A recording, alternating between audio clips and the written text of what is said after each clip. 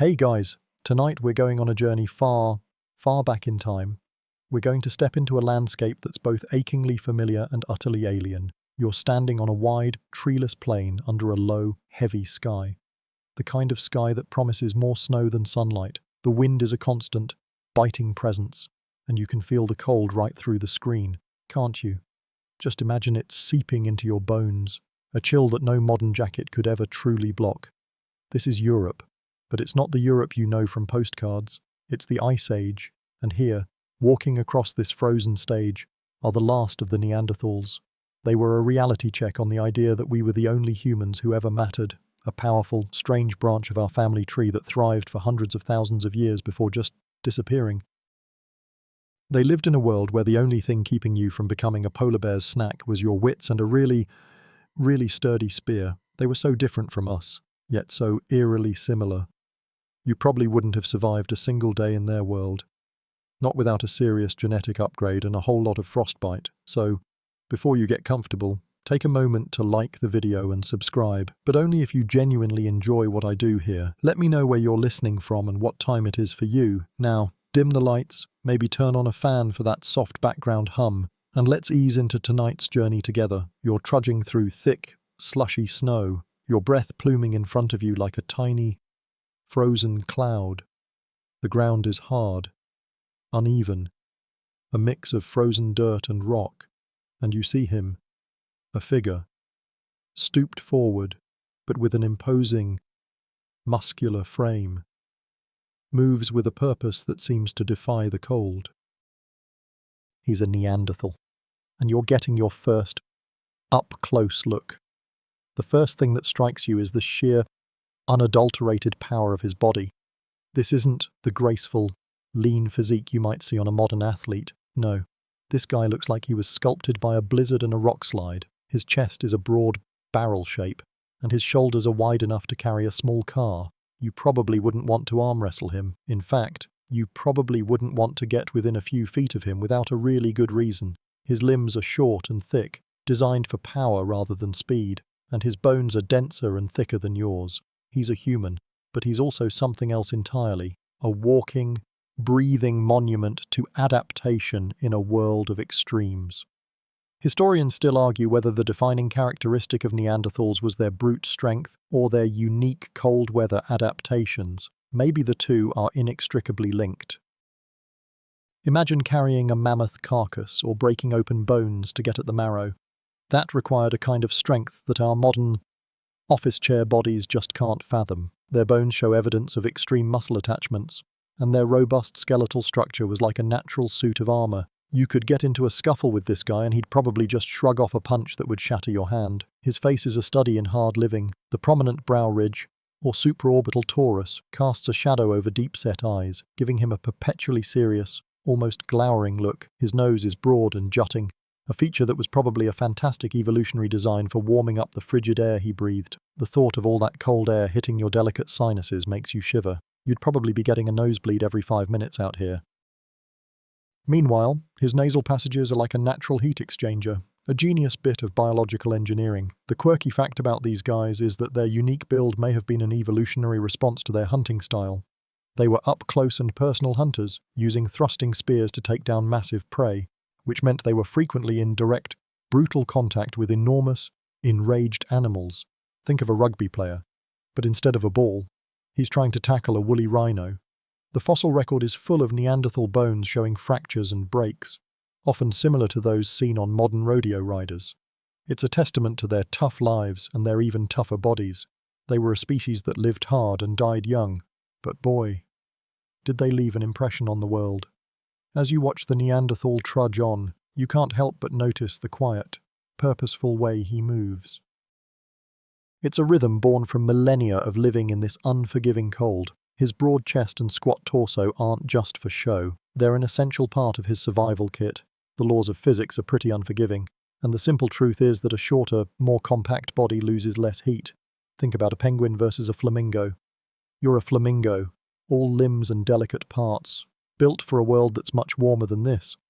He's a penguin, a walking thermal regulator designed to keep his core temperature stable when the wind is trying its best to turn him into a human-shaped popsicle. This adaptation, known as Bergmann's rule in biology, is a mainstream historical fact that explains a lot about how different human populations evolved. It suggests that populations in colder climates tend to have larger bodies and shorter limbs to conserve heat, while those in warmer climates tend to be the opposite. So, when you look at a Neanderthal, you're not just looking at a different kind of human, you're looking at a living, breathing testament to a very fundamental principle of evolutionary biology. They weren't just big, they were big in a way that helped them live and thrive in a brutal, frozen world. As he moves, you also get a better look at his clothing. It's crude but effective. A mix of animal hides, probably reindeer or mammoth, stitched together with sinew. He's not wearing the latest designer parka, but it gets the job done. The furs are thick, with the hairy side facing out, probably to shed snow and ice, and they're wrapped tightly around his massive frame. You can smell the earthiness of them, a mix of old smoke, animal fat, and something you can't quite place. But it's not unpleasant, it's the smell of survival. You also notice the way he carries himself, with a slight, forward stoop. This isn't because of age or injury, but because of his unique spinal structure. Their vertebrae were larger and more robust, and their necks were shorter and thicker than ours. This gave them an incredibly powerful neck and back, perfect for absorbing the shock of a close-quarters hunt or for carrying heavy loads. Imagine trying to carry a 100-pound sack of something over rough terrain. You'd probably be complaining within 5 minutes. He could probably do it all day without breaking a sweat, assuming he was capable of sweating in the first place. Which is another fun question for the scientists. Historians still argue whether Neanderthals had a verbal language as complex as ours. Their hyoid bone, the small U-shaped bone in the neck that's crucial for speech, is similar in shape to ours, which suggests they had the physical capacity to make complex sounds. But whether they had the neurological wiring to form sentences, tell stories, or just grumble about the weather is a question that's still very much up for debate. Maybe their conversations were less about a witty joke and more about, "Look, mammoth, we eat now." Who knows? A quirky tidbit about their hunting is the sheer level of violence they were willing to endure. Their fossilized bones often show healed fractures on their arms and skulls, injuries that are eerily similar to those found on modern-day bull riders or professional rodeo cowboys. It's a striking and slightly terrifying thought. They weren't just hunting for food, they were literally wrestling with their prey, getting in close, risking life and limb with every encounter. The sheer toughness of these guys is almost unbelievable. You'd probably be a little more cautious, maybe a lot more cautious, but for them, it was just another day at the office. As he moves out of sight, you realize you've been standing still for too long. The cold is starting to bite, and you find yourself shivering. A stark reminder that this world wasn't built for you, it was built for him, for the Ice Age muscle makers who walked these plains for thousands of years. A testament to what a human can be when the world pushes back with all its might. As the Neanderthal's powerful frame disappears into the swirling snow, your attention shifts to the most complex part of him, his mind. We've talked about the brute strength and the survival-built body, but what about the brain inside that thick skull? It was a massive one, even bigger on average than a modern human's. Think about that for a second. Your brain is about 1,350 cubic centimeters, give or take. The average Neanderthal brain was a hefty 1,500 cubic centimeters. That's a lot of grey matter. So, what was all that extra processing power for? This is a question that has puzzled scientists and historians for decades, and it's where the story of the Neanderthal becomes truly fascinating.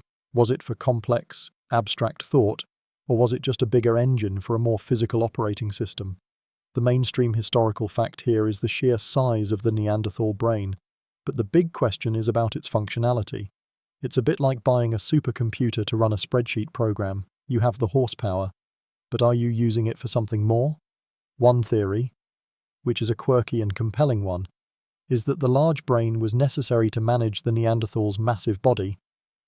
Bigger brain needed to keep it all running. The motor cortex, which controls movement, and the somatosensory cortex, which processes touch and sensation, would have needed to be much larger. Maybe a bigger brain was just the necessary cost of being a walking tank. It's an interesting thought. Your extra brain power isn't for writing sonnets or solving differential equations, but for just getting through the day without tripping over your own feet.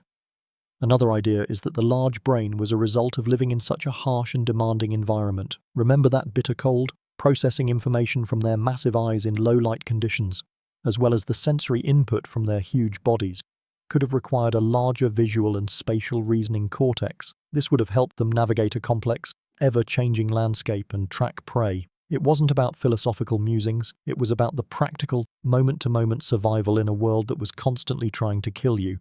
Historians still argue whether the Neanderthal brain structure was different enough from ours to have limited their cognitive abilities. Some researchers believe their frontal lobes, which are associated with planning and social behavior, were less developed, while others argue that this is a misinterpretation of the fossil record. Was their social world as rich and complex as ours? Did they tell bedtime stories or just grunt warnings about saber-toothed cats? It's a debate that highlights the vast gaps in our knowledge. We have the bones, but we're still missing the thoughts. A little joke for you. Imagine a Neanderthal going to a modern-day job interview. So, what's your greatest strength? I can carry a whole bison carcass on my own, and I have a bigger brain than you. Not exactly a great pitch, but it's hard to argue with. This big brain puzzle also touches on the question of consciousness. Did they have a concept of the future? Did they mourn their dead in a way that goes beyond simple sadness? The burial sites we've found suggest they did, often placing bodies in specific positions, sometimes with tools or animal bones. But does that prove they believed in an afterlife? Or was it a simple, practical way of dealing with a body? It's a question that keeps a lot of people up at night, but for you, it's just a thought to drift off to. You're trying to figure out if their minds were a lot like ours, or if we're just making up stories based on a few lumps of bone. As you think about it, the landscape starts to fade, and the cold air feels a little less real. You're no longer just standing in the snow, you're inside their heads, trying to figure out what all that extra brain power was for. Your feet are no longer cold, the landscape has shifted, and you're now kneeling on a rocky outcrop, the sound of stone striking stone echoing in the air. You're watching a Neanderthal craftsman at work, and the subject of all that brain power is finally starting to make sense. He's not just big and strong, he's a master of a specific technology. This is the Mysterian industry, a mainstream historical fact and a hallmark of Neanderthal culture. The Mysterian toolkit is a testament to their skill and ingenuity. It's not the rough, haphazard rock you might imagine. No, this is a refined, specific process. You're watching him take a piece of flint and, with careful, deliberate strikes from a hammerstone, chip off flakes. He's not just hitting it at random, he's using a technique called the Levallois method. Imagine a master sculptor, but instead of marble, he's working with hard rock. And instead of a statue, he's making a weapon. He's preparing the core of the stone, shaping it in a way that allows him to strike off a single, perfectly sized flake. This flake, with its razor-sharp edges, will become a spear point or a scraper. The precision required for this is pretty impressive. It's not a skill you just pick up. It's something you learn, practice, and perfect. You can hear the rhythmic tink, tink, tink of the stone, a sound that has echoed across this continent for 250,000 years. This toolkit wasn't just for hunting, it was for everything. They used it to scrape hides clean, to cut meat, and to process plants. It was their multi-tool, their Swiss Army knife. A quirky tidbit about this method is that it's far more efficient than the earlier, more basic hand axe technology. With the Levallois technique, a single core could produce multiple, usable flakes, reducing waste and saving valuable time and energy. It's a sign of abstract thought and planning. You're not just making a tool, you're planning on how to make a lot of tools from a single rock. It's a small detail, but it speaks volumes about their cognitive abilities. They were thinking ahead, not just in the moment. Historians still argue whether the Mysterian toolkit represents a technological stagnation or a perfectly adapted technology. Some scholars believe that because the tools didn't evolve much over hundreds of thousands of years, it shows a lack of creativity or innovation, but maybe they just didn't need to. Why fix something that isn't broken? Their tools were incredibly effective for the environment they lived in and the animals they hunted. Perhaps the real innovation wasn't in changing the tools, but in mastering the technique. You can have a different kind of iPhone every year, but if your old one still works perfectly, what's the point? Another thing that's becoming clear is the value of this skill. This guy is a specialist. In a small Neanderthal community, A person who could reliably produce sharp tools would have been highly respected. It wasn't just about strength, it was about knowledge and expertise. The passing of this knowledge from one generation to the next would have been critical for their survival. You're getting a sense of a complex social structure, where a toolmaker is as valuable as a hunter or a caregiver. So, as you watch him work, the cold and the desolation fade away. You're no longer just looking at a freak of nature, you're looking at a master craftsman. A person with a mind and skills that you probably don't possess. His hands, thick and strong, move with a precision that's almost hypnotic. The sound of the stone chips falling is like a kind of music, the soundtrack to a way of life that has long since vanished. And you're starting to realize that the difference between them and us might be a lot smaller than you ever imagined. The ground beneath your feet is no longer rocky, it's now a soft, trampled mix of mud, snow, and something else, a faint, metallic smell of blood hanging in the cold air. The sound of stone on stone has been replaced by the heavy, guttural breathing of a Neanderthal and the nervous snorts of a herd of woolly mammoths. You've stumbled into the middle of a hunt, and you're about to witness one of the most incredible feats of ancient cooperation and courage. This is a mainstream historical fact. Neanderthals were not just solitary brutes, they were highly organized hunters of the megafauna. Imagine it, a creature with a shaggy coat and immense tusks, taller than a bus, weighing more than a school bus. That's a woolly mammoth, and a single Neanderthal with a sharpened stick is not going to do much against it. The success of the hunt relied on teamwork, on a coordinated strategy that required planning, communication, and immense bravery. You watch as a group of 5 or 6 Neanderthals, including the craftsman from before, silently fan out, moving with a practiced, predatory grace. They're not chasing the mammoths, they're herding them, pushing them towards a natural trap, a narrow gully or a boggy area where the giant beasts will be slowed down. The tension is palpable. The wind whips past you, carrying the scent of fear from both the hunters and the hunted. You can feel the earth trembling with the mammoth's immense weight. These are not small game hunts, these are high-stakes, life-or-death encounters. The Neanderthals' short, robust bodies, which you saw before, now make perfect sense. They were built for this kind of close-quarters combat, for thrusting a heavy wooden spear deep into an animal's flank, not from a distance, but up close, in the messy, chaotic heart of the fight. A quirky tidbit about this hunting style is the high rate of injury it caused. Remember the bone fractures from before? They weren't from tripping on rocks, they were from this. The risk of being trampled, gored by a tusk, or simply crushed by a falling animal was incredibly high. It was a trade-off. A risky, single hunt could provide enough meat and fat to last a small group for weeks, but the cost was a constant threat of debilitating injury or death. It speaks to a level of courage and mutual trust that you might not have expected. These were people who quite literally had to trust their lives to one another.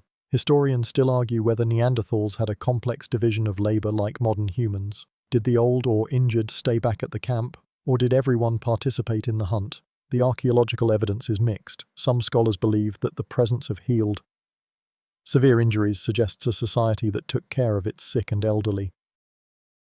Others argue that this care may have been more about a pragmatic need to keep a valuable hunter alive than a deep sense of compassion. It's a question that gets to the heart of what it means to be human and what our ancient cousins were really like. You watch as the trap is sprung, the mammoths panic, trumpeting in terror as they are forced into the narrow gully. The Neanderthals, with a speed that belies their heavy frames, move in, their thrusting spears held low. It's a brutal, messy business. The sound of their shouts and the mammoth's roars fills the air.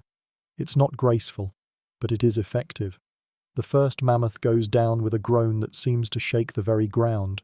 As the chaos subsides, the work of processing the animal begins, and it's a whole different kind of choreography. The toolmaker's skills are now in high demand. Blades are used to skin the hide, and axes are used to hack through bone and muscle. Nothing is wasted. The hide will be used for clothing and shelter, the meat for sustenance, the fat and marrow for energy and fuel. It's an intimate, necessary part of their survival. You're no longer just a spectator, you're standing in the middle of a butcher's shop that's been running for millennia, and you're starting to understand that for these people, everything was a team effort. The hunt is over. The butchering is underway. And as the frenzy of activity slows, a new detail comes into focus. You're no longer thinking about the sheer power of these people. but the sheer pain.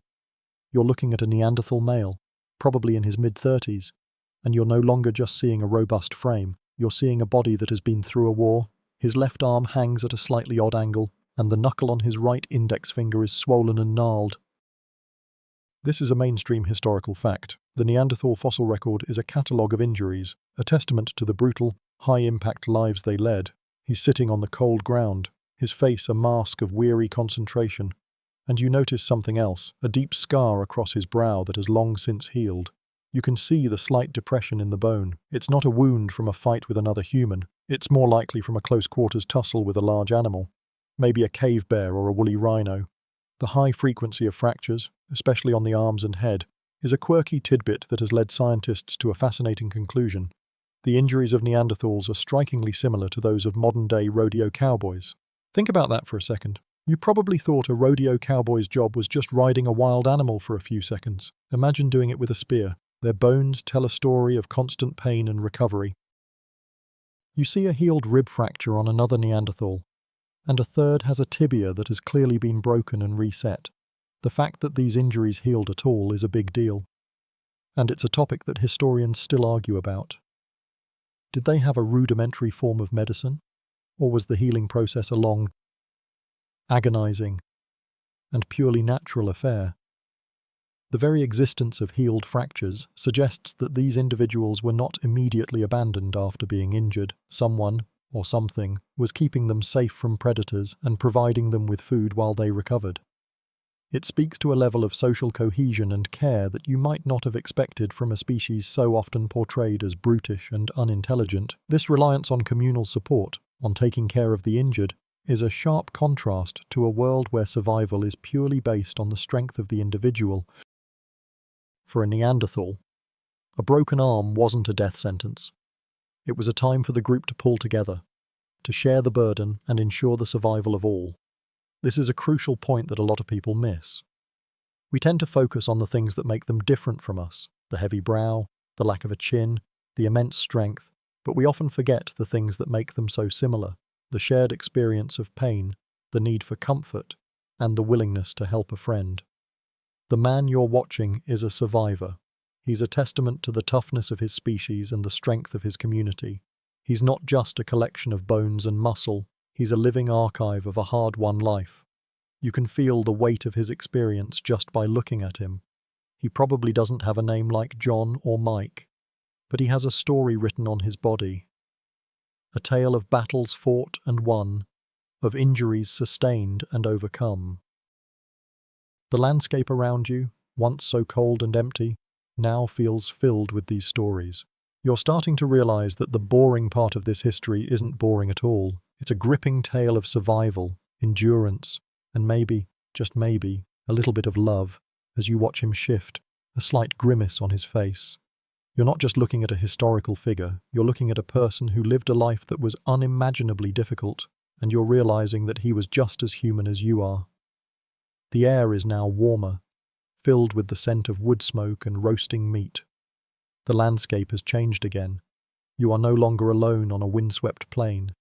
You're now on the edge of a sheltered cave. And you're seeing a side of Neanderthal life that's rarely talked about, inside, illuminated by the flickering light of a fire. A scene of surprising tenderness and community unfolds. This is a glimpse into a mainstream historical fact about Neanderthals. They were capable of compassion and cared for their injured and elderly. The man you saw earlier, the one with the broken arm and the battered body, is now inside. He's propped up on a bed of hides, and another Neanderthal, a female, is carefully applying what looks like a poultice of chewed-up plants to a deep gash on his leg. She moves with a gentle, focused concentration. This isn't just a scene of survival, it's a scene of nursing. The fact that a person with a debilitating injury was not left to die, but was instead tended to, speaks volumes about the bonds within these small groups. Historians still argue whether this care was born of pure altruism or a pragmatic understanding that every member of the group, even an injured one, had value. Maybe he was a master toolmaker, or a storyteller, or the one with the best memory of where the good hunting grounds were. The truth is probably somewhere in the middle, a blend of necessity and genuine affection. What's clear is that you're witnessing a society that was not just a collection of individuals, but a true community. A quirky tidbit about this care is the presence of bone deformities and healed fractures on very old Neanderthal skeletons. These individuals, sometimes missing limbs or having severe arthritis, lived long past the point where they could have fended for themselves. This suggests that they were actively being supported by the rest of the group. Imagine a society where you literally have to carry your sick and elderly on your back to safety. It's a level of commitment that most modern societies struggle with, and yet these so-called brutes were doing it thousands of years ago in one of the harshest environments imaginable. The scene inside the cave is one of peaceful domesticity. The fire crackles, casting long shadows that dance on the rock walls. The warmth is a welcome relief from the biting cold outside. The scent of roasted mammoth meat is rich and savory, and the sounds of low conversation and the contented sighs of people who are finally warm and full fill the air. You can see children playing quietly in the back of the cave, their movements just as robust and their laughter just as light as any modern child. And here's a little joke for you. What do you call a Neanderthal who is good at taking care of the sick? A compassionate caveman in chief, not exactly a knee slapper. But you get the idea. The point is, the stereotypes we have of these people are often wrong. They weren't just simple-minded animals. They were thinking, feeling beings with a social structure that was far more complex than we give them credit for. They had families, they had friends, and they had a sense of responsibility to one another that transcended mere survival. You're starting to understand that the real story of the Neanderthals isn't about their muscles or their tools, it's about their hearts. As you lean back and listen to the gentle murmur of their voices, you realize that you're not just watching history, you're witnessing a universal human truth. The cave is now your home. The cold outside is a distant memory. Replaced by the crackling warmth of a central fire, you're sitting near the source of the heat, watching sparks rise into the gloom of the cave ceiling. This is the heart of a Neanderthal community. And you're getting an intimate look at their mastery of fire, a mainstream historical fact that was absolutely crucial to their survival. But this isn't just about warmth, it's about everything. Fire meant they could cook meat, making it easier to digest and killing off parasites. It meant they could process tools, hardening the tips of wooden spears.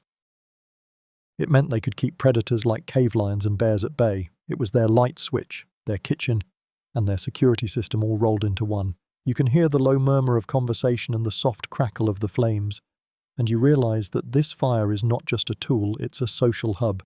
It's where stories were told, where knowledge was passed down, and where the family unit was strengthened. A quirky tidbit about their fire use is that recent evidence suggests they were not just opportunistic users of fire from lightning strikes. They were active fire makers. Researchers have found stone tools with telltale signs of percussion on them, suggesting they were used to create sparks. This means they had the knowledge and the ability to make a fire whenever and wherever they needed it, a skill that you probably don't have. Could you start a fire right now with just some stones and a bit of tinder? Probably not. It's a reminder that their intelligence was practical and a direct result of their environment. Historians still argue whether the family structure of Neanderthals was the same as that of modern humans. Were they monogamous? Were they organized into small, nuclear families? Or were they part of larger, more communal clans? The archaeological record, with its evidence of shared resources and communal care, suggests a very tight-knit social structure. However, the small size of the groups, usually no more than 10 to 15 individuals, suggests they were very selective about who they let into their inner circle. It's a puzzle, one that we can only solve by looking at the limited evidence we have and trying to read between the lines of stone and bone. As you sit by the fire, you get a closer look at what they're eating. The smell of roasting meat is delicious, but you also see other things, the remains of small birds, some rabbits, and even fish bones.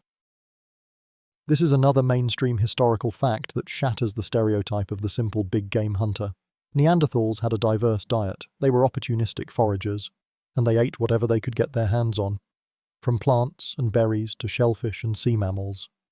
This adaptability is a sign of a high level of intelligence and an understanding of their local ecosystems. They weren't just waiting for a mammoth to come by, they were actively exploiting all the resources available to them.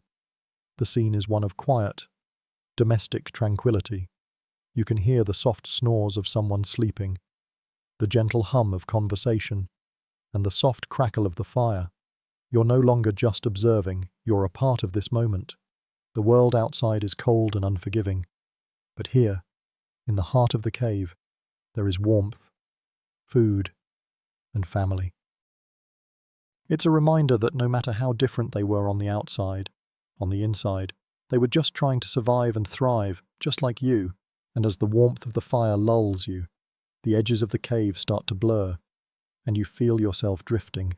The firelight is now a gentle hum, and the air is thick with the aroma of roasted meat. You're no longer just observing, you're now at a Neanderthal feast, and you're getting a taste of their surprisingly diverse, and at times unsettling, diet. This is a mainstream historical fact that completely shatters the stereotype of the simple, meat-only carnivore. While their diet was heavily reliant on large game, they were incredibly opportunistic and resourceful. You watch as a Neanderthal, the same one who was carving the mammoth earlier, cracks open a long bone with a hammerstone. He's after the marrow, a rich, calorie-dense substance that was a critical source of fat and energy in their high-demand lives. But it's not all mammoth. You see him chewing on something else. Something small. It's a plant. The archaeological record shows that Neanderthal diets included a wide variety of flora, from berries and nuts to starchy tubers. They were hunter-gatherers, not just hunters. This adaptability meant they could survive in a wide range of environments, from the cold, open steppe, to warmer, more forested regions. A quirky tidbit about their diet is the evidence of cannibalism. Now, before you get too freaked out, it's not what you think. It's a complex and controversial subject. The evidence, cut marks on human bones similar to those on animal bones, suggests that they occasionally processed and consumed their own dead. But historians still argue whether this was for ritualistic purposes, a form of mourning or respect, or if it was simply a survival strategy during times of extreme hunger. The mainstream view is that it was not a regular dietary habit, but an act of necessity or ritual. It's a strange and sobering thought, but it highlights just how difficult and precarious their lives were. You can just imagine one of them grumbling to another, "Well, we ran out of mammoth again, so pass the elbow." A bit dark, I know. But it's a reality check on the romanticized versions of the past we often hold. Their diet, you're realizing, was a direct reflection of their environment and their culture. They were intimately connected to the land, understanding which plants were edible, which animals to hunt, and where to find them. The very act of eating was a form of knowledge transfer, with the older generations teaching the younger ones where to find food and how to process it. It was an oral history told through the stomach. And for a little joke, why did the Neanderthal cross the road? To get to the saber-toothed tiger's lair? No. Wait, that doesn't make any sense. He probably just wanted to get some fresh berries. You're getting the sense that their world was one of constant hustle, a never-ending search for the next meal. The relaxed, almost sleepy atmosphere of the cave is a well-earned reward for all that hard work.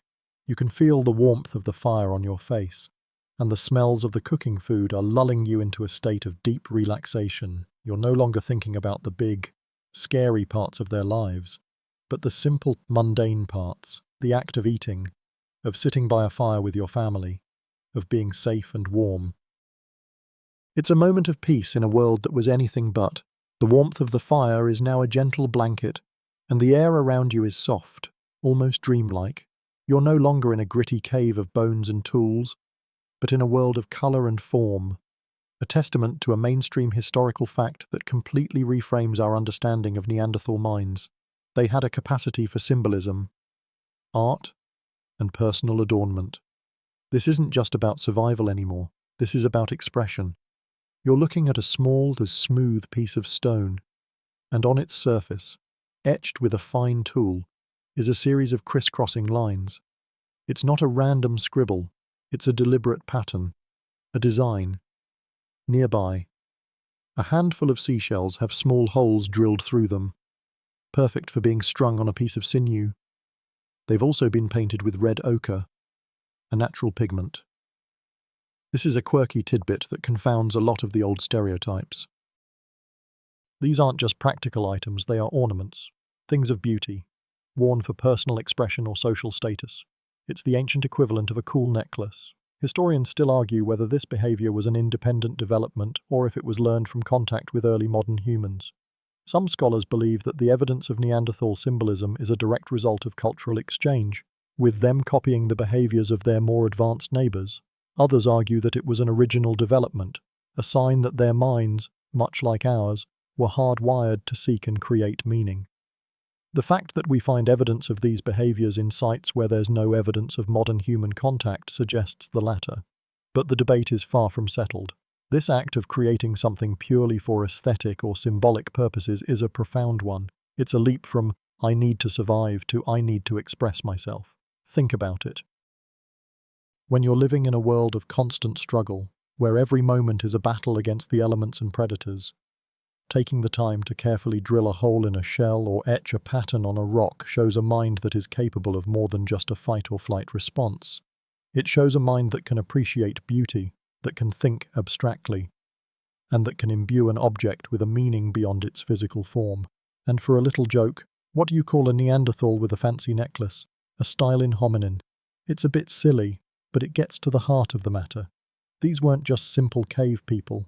They were beings with a sense of self and an identity that they wanted to communicate to others. They weren't just living, they were living stylishly. You're watching as a young Neanderthal female picks up a piece of red ochre and begins to grind it against a stone, creating a fine powder. She's not doing it to paint a mammoth, she's doing it to paint her face. The use of body paint is another form of symbolic expression, and it's a practice that has been found in Neanderthal sites across Europe. Was it for a ceremony? For status? To intimidate enemies? We may never know for sure, but the act itself tells us so much, as the cave around you dissolves into a more personal, intimate space.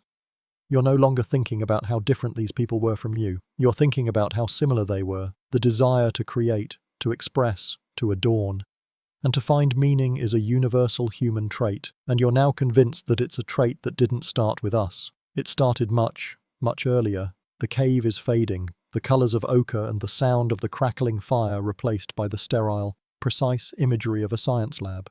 The air around you is no longer thick with smoke, but with the cool, clean scent of pure information. You're now standing at the very cutting edge of a mainstream historical fact that has changed everything we thought we knew about our own origins. The genetic interbreeding between Neanderthals and modern humans. This isn't just a theory, it's a reality. Thanks to the sequencing of the Neanderthal genome, we now know that when our ancestors, the early modern humans, left Africa and encountered the Neanderthals in Europe and Asia, they did more than just compete for resources. They had children. The result is that today, most people of non-African descent carry a small but significant percentage of Neanderthal DNA. For you, it's probably somewhere between 1% and 4% of your total genetic makeup. Think about that for a second. You have a little bit of the Ice Age brute inside you. Historians still argue whether this interbreeding was a common occurrence or a series of rare, chance encounters. Some scholars believe that the small percentage of DNA we carry suggests that the encounters were infrequent, and that the hybrid offspring may not have been as reproductively successful as their pure human or pure Neanderthal counterparts. Others argue that the numbers are just a reflection of how quickly our modern human ancestors expanded and replaced the Neanderthals. The truth is, we don't have enough data to know for sure, but the undeniable fact is that the two species were not so different that they couldn't produce viable offspring. A quirky tidbit about this shared DNA is what it does for us. That small piece of Neanderthal DNA isn't just useless baggage from the past. It's thought to have given us a few key evolutionary advantages. For example, some of our genes for immune response, which help us fight off viruses and infections, have been traced back to our Neanderthal ancestors. This makes perfect sense. They had been living in the harsh, disease-ridden world of Europe and Asia for hundreds of thousands of years. They were a walking library of immune information, and by interbreeding with them, we got a crash course in how to survive in this new world. It was an instant genetic upgrade. It's a little like getting a free software update for your body. But it wasn't all good news. Some of the Neanderthal genes we carry are also linked to some less than desirable traits. Research suggests that some of these genes may be associated with a slightly higher risk for conditions like type 2 diabetes, certain allergies, and even a tendency to get sunburned more easily. It's a mixed bag, to be sure. It's a reminder that evolution is never a perfect process. It's a messy, chaotic, and oftentimes random series of events. And here's a little joke for you. What did the Neanderthal say to the modern human? I've got your nose. No, not really. It's a bad joke, I know, but the idea of a shared genetic history is profound. You are literally a living connection to a forgotten world. You carry a piece of their story in every single cell of your body. This isn't just history, it's a part of you. As you think about that, the lab around you starts to fade, and you feel yourself drifting further into the depths of your own past. A past that's a lot more complex and a lot less linear than you ever thought. The cool, analytical world of genetics is now a blurry image, replaced by a dense, shadowy forest. The air is humid and thick with the scent of damp earth and unknown plants. You're no longer with the Neanderthals, you're on a journey to a different, more mysterious branch of the human family tree. This is a mainstream historical fact that is still being pieced together. The Denisovans, our other ancient cousins. So, who were the Denisovans? The quirky tidbit is that we've never found a full skeleton of one. Our entire understanding of them comes from a few fragments of bone and teeth, found in a single cave in Siberia. The initial discovery was a small bone from a pinky finger, found in the Denisova cave. That's it, from that tiny fragment. Scientists were able to extract enough DNA to sequence a new human species. It was a groundbreaking moment in a very quiet way. Imagine discovering a whole new type of person from a single pinky bone. It's like finding a single Lego brick and being able to reconstruct the entire spaceship. Historians still argue whether the Denisovans were a single, cohesive species or if they were a diverse population with a wide range of genetic variation. The fact that their DNA has been found across Asia, from Siberia to Southeast Asia, suggests a massive geographical range, but the limited fossil evidence means we have no idea what they looked like. Were they big like Neanderthals, or were they something else entirely? We have no way of knowing. And that's part of the fun of it. They're a ghost species. A whisper in the genetic record, just like the Neanderthals. The Denisovans also interbred with modern humans. The evidence is strongest in people from Southeast Asia and Oceania, particularly in places like Papua New Guinea and Australia, where some people carry up to 6% of Denisovan DNA. That's a huge amount, far more than the average amount of Neanderthal DNA. This suggests a more significant, or at least more successful, interbreeding event. A little joke for you. What did the Denisovan say to the modern human? Mind if I get in on this evolutionary party? The fact is, our history is a lot more of a messy, blended family than we ever thought. The impact of this genetic legacy is still being uncovered. A mainstream historical fact is that one of the most significant pieces of Denisovan DNA we've inherited is a gene that helps modern Tibetans survive at high altitudes. This gene, which is found in a large percentage of the Tibetan population, is a direct result of interbreeding with Denisovans. It's a perfect example of how ancient genes can provide modern advantages. The Denisovans, who lived in high-altitude caves, had already adapted to the thin air, and we, through interbreeding, got a shortcut to that adaptation. It's a real-life example of a genetic superpower. As you stand in the humid forest, you feel a connection to this lost species. You may not carry their DNA, but you're now part of their story. The fact that a single bone could reveal an entire branch of the human family tree is a humbling reminder of how much we still have to learn about our own past. The shadows in the forest around you seem a little less threatening and a little more mysterious, filled with the ghosts of a species we only know from a tiny fragment. The feeling is like a gentle mist settling over you, and you're no longer just learning about the past, you're feeling it. The shadows of the Denisovan forest dissipate, and you find yourself back in the vast, open plains of Ice Age Europe. But this time, the feeling is different. The air isn't thick with the presence of robust, living creatures. It's quiet, still. You're no longer watching them thrive, you're witnessing their final act. This is a mainstream historical fact that is still one of the great mysteries of human history. The disappearance and extinction of the Neanderthals for hundreds of thousands of years. They were the dominant human species in Europe and Asia. Then, with the arrival of modern humans from Africa, their numbers began to dwindle. Around 40,000 years ago, the last of them vanished. But why? This is the central question, and it's one that historians still argue over. with dozens of competing theories. One theory, and a quirky tidbit of a thought, is that modern humans simply outcompeted them. Maybe it wasn't a violent conflict, but a slow, methodical takeover. Modern humans had a different toolkit, one that was more technologically advanced. Our spears, with their lighter, more aerodynamic spearheads, could be thrown from a distance, reducing the risk of a close-quarters fight with a mammoth or a woolly rhino.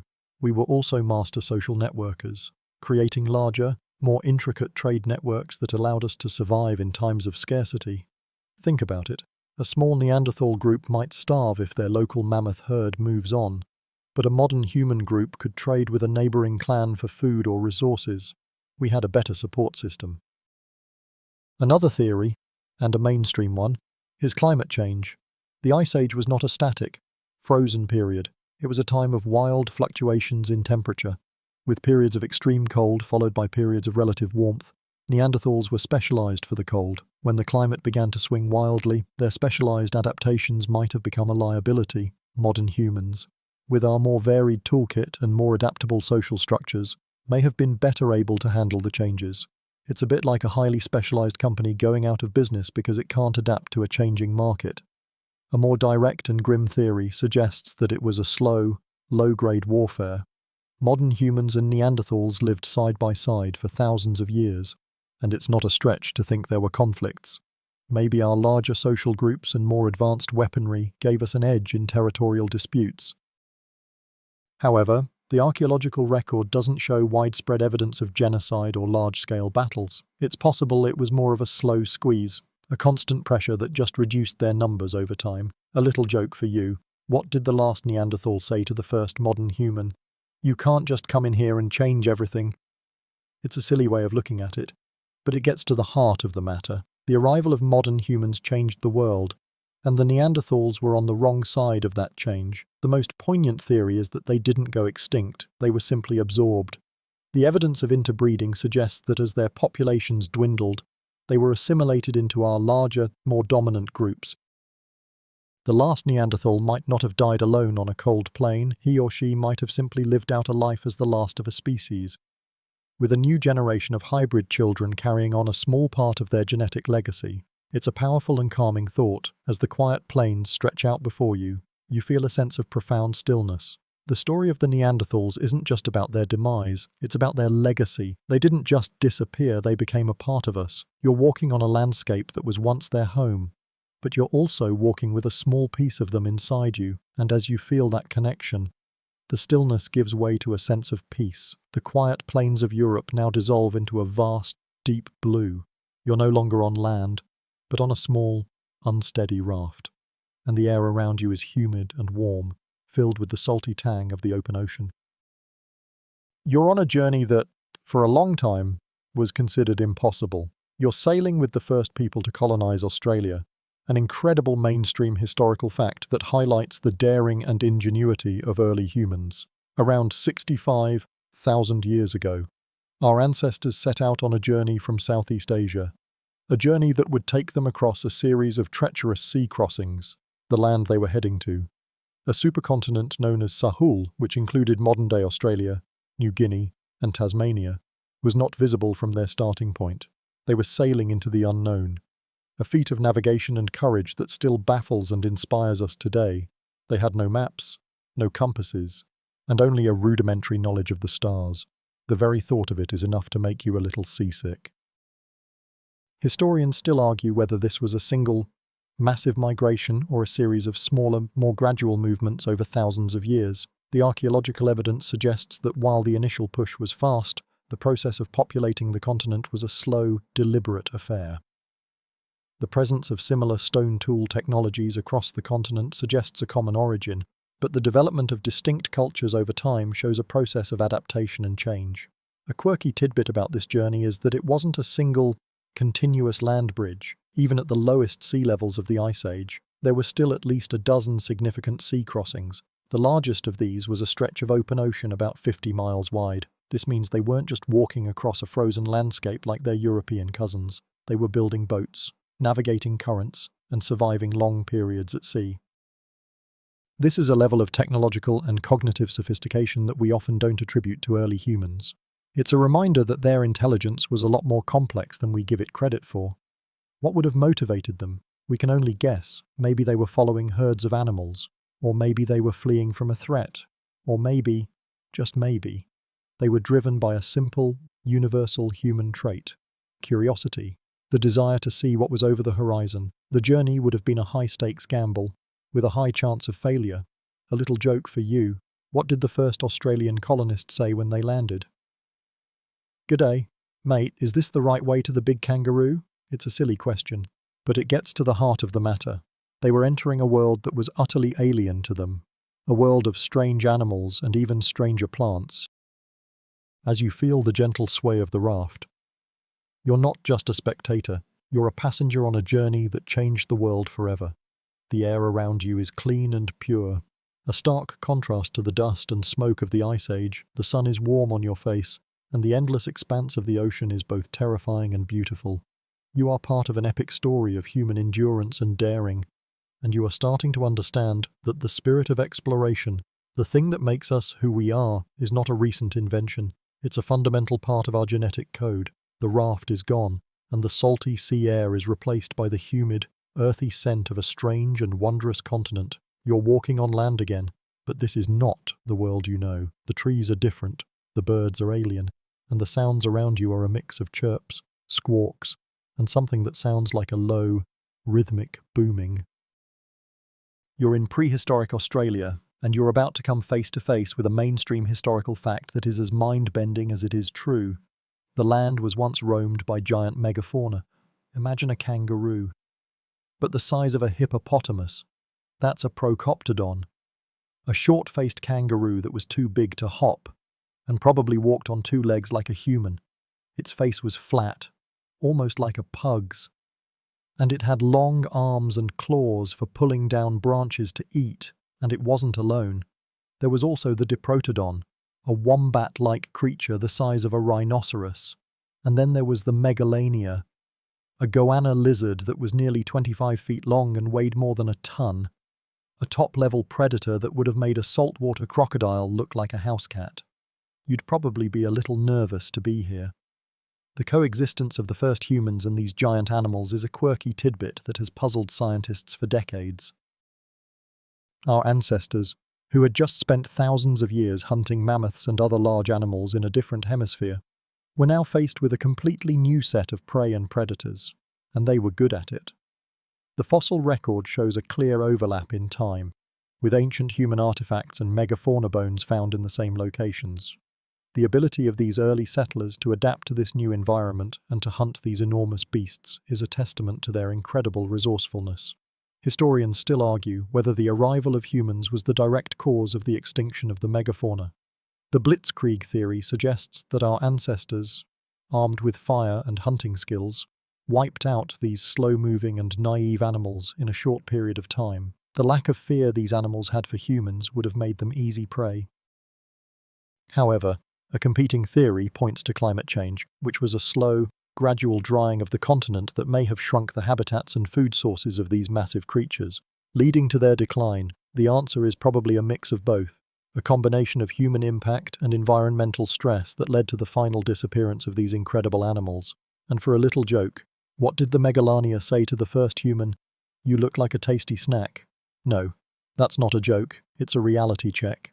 The world these people lived in was one of constant danger and incredible opportunity.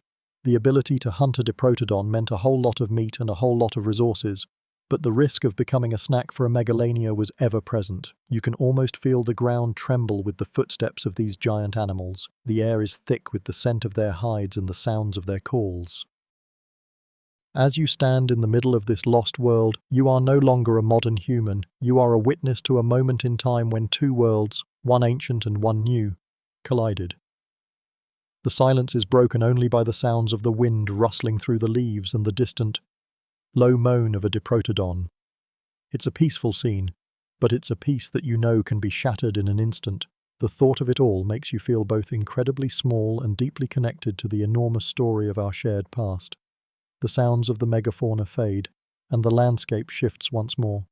You're no longer in a world of giant beasts, but in a rock shelter. The air dry and still. The only sound, the faint rustle of dust. You're looking at a wall, and on it, a vibrant, intricate painting. This is a mainstream historical fact. Australia is home to the world's oldest continuous artistic tradition. For over 40,000 years, Indigenous Australians have been creating art, telling stories, and documenting their world on rock faces across the continent. This isn't just a scribble on a wall, it's a living history book. You're looking at a painting of a kangaroo, but it's not a normal kangaroo. Its internal organs and skeleton are visible, an artistic style known as X-ray art that is both beautiful and highly symbolic. It's a quirky tidbit that this style of art, which is still practiced by some Indigenous communities today, is a deep part of their culture. It's not just a drawing of an animal, it's an expression of its life force, its spirit, and its connection to the land. The artists weren't just painting what they saw, they were painting what they knew. Historians still argue whether the earliest rock art had a purely ceremonial or ritualistic purpose. Some scholars believe that the paintings were used to teach hunting techniques or to pass down important knowledge about the animals and plants in the area. Others argue that they were a form of spiritual expression, a way of connecting with the dream time, the foundational time of Aboriginal creation. The truth is probably a combination of both. The art was an essential part of a culture that didn't have a written language. It was their library, their encyclopedia, and their sacred text all in one. You're seeing a story told without words, a story that has been passed down for millennia. You can see paintings of the giant megafauna, a silent, painted record of a time when the world was much different. And you can see paintings of a more recent past, of the arrival of Europeans and the dramatic changes they brought. The rock art is a record of resilience, of a people who have survived and thrived in a harsh environment for longer than any other culture on Earth. And here's a little joke for you. Why did the rock art kangaroo get a promotion? Because he was an outstanding graphic designer. It's a silly joke, but it gets to the heart of the matter. The skill and talent of these early artists were truly remarkable. They were not just surviving, they were creating. As you stand in the quiet rock shelter, you can feel the weight of all that history pressing in on you. The colours on the wall seem to glow with a life of their own, and the figures of the animals and humans seem to move in the faint light. You are in a sacred space, a space where the past and the present are one, and you are no longer just a spectator, you're a part of this endless, beautiful story. The feeling is a gentle warmth that settles over you, a sense of peace that you won't forget. The rock shelter fades, and the world around you becomes a vast, empty expanse of water. You are now looking out across a treacherous strait of sea. You're no longer in mainland Australia, but at the edge of a small island, the land of the Tasmanians. This is a tragic and important mainstream historical fact. The Tasmanian people were isolated from mainland Australia by rising sea levels around 10,000 years ago, and they became the most genetically isolated human population on Earth. Imagine being cut off from the rest of the world for 10,000 years. Their culture, their technology, and their way of life evolved independently, without any contact with the innovations happening on the mainland. They were hunters and gatherers, just like their ancestors, but their tools were simpler, and they lacked certain technologies, like the boomerang and the ability to make fire with friction, that had become commonplace on the mainland. This isolation, this complete separation, is a quirky tidbit that makes their story so unique and so heartbreaking. They were a living, breathing time capsule, a direct link to a much older way of life. Historians still argue whether the loss of certain technologies was a sign of a cultural decline or if it was a deliberate choice, an adaptation to their specific environment. Some scholars believe that the absence of the boomerang, for example, was a result of the Tasmanian environment not being suitable for it, while others argue that it was a case of what's known as cultural devolution, where a small population loses knowledge over time. The truth is, we may never know for sure, but the fact remains that their culture was a unique and independent branch of the human story. The tragedy, however, is not in their isolation, but in their end. When Europeans arrived in the 19th century, the clash of cultures was brutal and swift. The Tasmanians, with their simple tools and way of life, were no match for the diseases and violence of the colonizers. Their population, which had been small and stable for millennia, was decimated. By 1876, the last full-blooded Tasmanian, a woman named Truganini, had died. Her story, and the story of her people, is a stark and somber reminder of the fragility of human culture and the devastating consequences of contact with a more technologically advanced civilization. It's a sad story, and it's a part of our shared history that we should never forget. A little joke for you.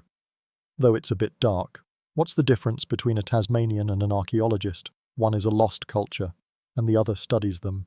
It's a somber thought, but it gets to the heart of the matter. We have lost a part of our shared human story, and we will never get it back. As you look out at the grey, choppy sea, you feel a deep sense of loss.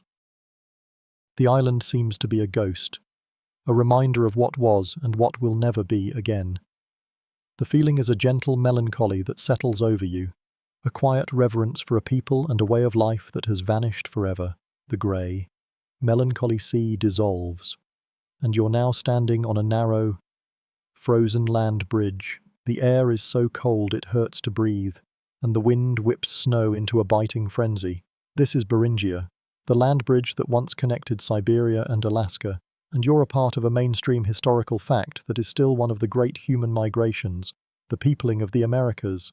Around 15,000 years ago, a small group of people, the ancestors of all Native Americans, crossed this frozen landscape. They weren't in a hurry. They were likely following herds of animals, mammoths, bison, and other big game. The journey would have taken centuries, a slow, generational trudge across a land that no longer exists. Imagine your great-great-great-grandfather setting out on a journey that you wouldn't finish, and your children's children wouldn't finish, and so on. It's a testament to the long-term vision and resilience of these people. A quirky tidbit about this land bridge is that it wasn't just a frozen highway. It was a vast, open plain, a land that was cold but not covered in ice, teeming with life. It was a hunting ground, a home, and a place where people lived for thousands of years before moving south. It's not a bridge that they just walked over, it was a world of its own, a lost continent that was the cradle of an entire hemisphere's population. Historians still argue whether the initial migration was a single event or a series of multiple waves. The genetic evidence suggests a single, founding population, but the diversity of languages and cultures across the Americas suggests a much more complex history. The Clovis first theory, which we'll get to in a bit, suggested that the first people to arrive were the Clovis people, but more recent discoveries of older sites have complicated that picture.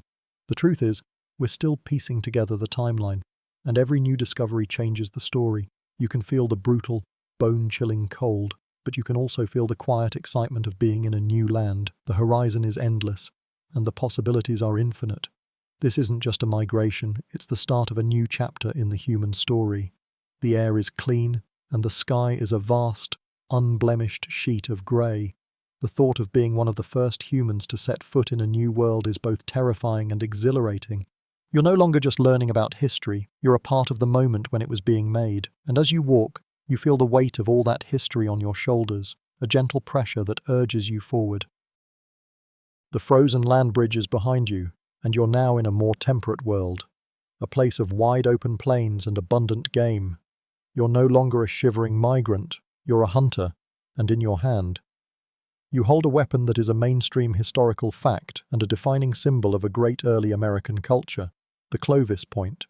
This isn't just a simple spearhead, it's a work of art and a marvel of engineering. It's a large, fluted stone blade, and it's symmetrical, sharp, and absolutely deadly. The fluting is the quirky tidbit, a long, shallow groove that runs down the center of the blade. This groove served a very important purpose. It allowed the spear point to be easily attached to a wooden shaft. It was a technological innovation that made the spear more reliable, more durable, and easier to repair in the field. It's a bit like the ancient equivalent of a universal adapter. Historians still argue whether the Clovis people were the first to arrive in the Americas. The Clovis first theory, which was the dominant view for decades, suggested that a single culture, defined by this unique toolkit, was the first to spread across the continent. However, recent discoveries of older sites, with different types of tools, have complicated this picture. The debate now is not just about who was first, but about how many different groups of people arrived and whether they were all connected. You can feel the weight of the spear in your hand, and you can sense the power of the tool. The Clovis point was a game changer. It allowed hunters to take down the last of the North American megafauna, like the giant short-faced bear and the woolly mammoth. It was a high-risk, high-reward hunting style, a direct, confrontational fight with a beast that could squash you like a bug, and they were good at it. The archaeological record is full of Clovis points found in the remains of mammoths and other large animals, a testament to their incredible hunting prowess. A little joke for you. What did the woolly mammoth say to the Clovis hunter?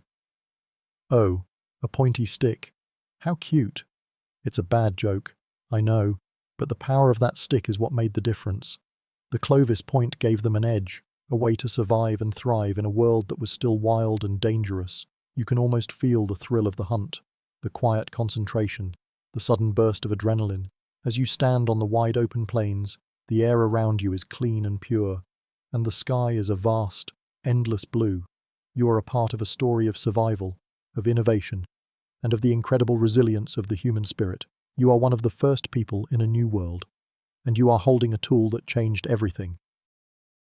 The feeling is a gentle hum of energy, a sense of purpose that you won't forget.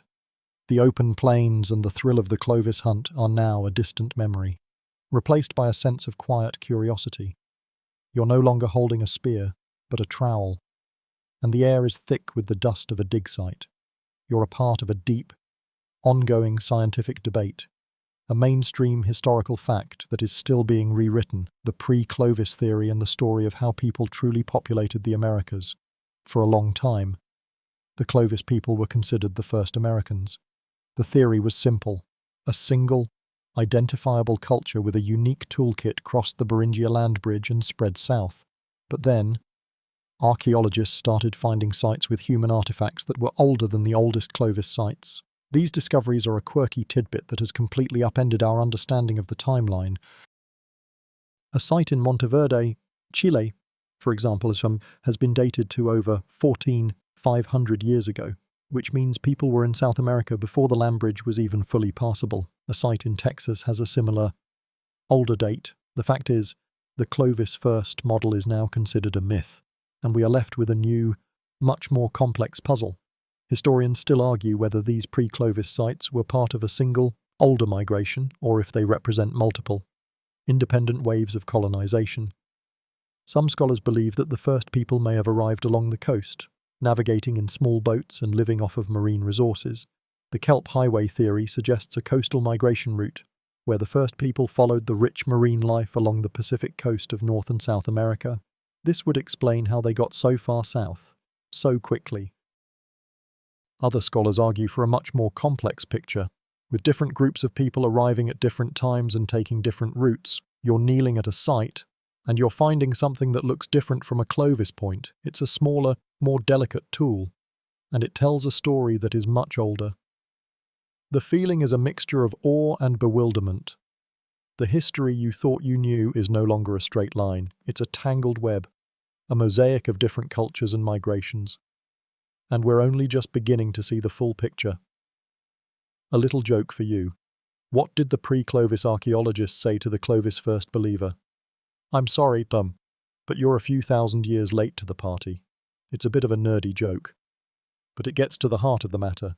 Every new discovery is a challenge to the old way of thinking, and every new site changes the story we tell ourselves about who we are and where we came from. This shift in our understanding is a profound one. It suggests that the Americas were not settled by a single, monolithic culture, but by a diverse and resourceful group of people who used a variety of different strategies to survive and thrive. It reminds us that our story is not a simple one, but a complex, beautiful tapestry of human ingenuity and resilience. And as you brush the dirt away from a small, unassuming artifact, you feel a deep connection to all the people who came before you, to all the stories that are waiting to be told. The dust of the American plains is now a distant memory, replaced by the rich, black soil of a sun-drenched valley. The air is warm and smells of damp earth and growing plants. You are in a place that will change everything. This is the Fertile Crescent, a sweeping arc of land that stretches from modern-day Iraq to Israel. and you are a part of a mainstream historical fact that is the single greatest transformation in human history, the invention of farming. For millennia, humans were hunter-gatherers, living a nomadic life, following the seasons and the herds. But here, around 12,000 years ago, that all began to change. You are on your hands and knees, and you are doing something that is profoundly revolutionary. You are planting a seed. It's a small act, but it will have a ripple effect that will be felt for thousands of years. This is the Neolithic Revolution, and it's a moment when humans stopped living off the land and started to control it. The quirky tidbit about this revolution is that it didn't happen overnight, and it wasn't a single event. It was a slow, gradual process that happened in different places around the world at different times. The Fertile Crescent was one of the first, and it was a perfect storm of geography and biology. The region was home to the wild ancestors of some of our most important crops: wheat, barley, and peas. The climate was just right, with reliable rainfall and warm temperatures, and the people were ready. Historians still argue whether the invention of farming was a deliberate choice or a gradual, almost accidental process. Some scholars believe that a growing population forced people to look for a more reliable food source. Others argue that it was a result of a long period of climate stability, which allowed people to settle down and experiment with planting. The truth is probably a little of both. It was a need and an opportunity that met at a perfect point in time.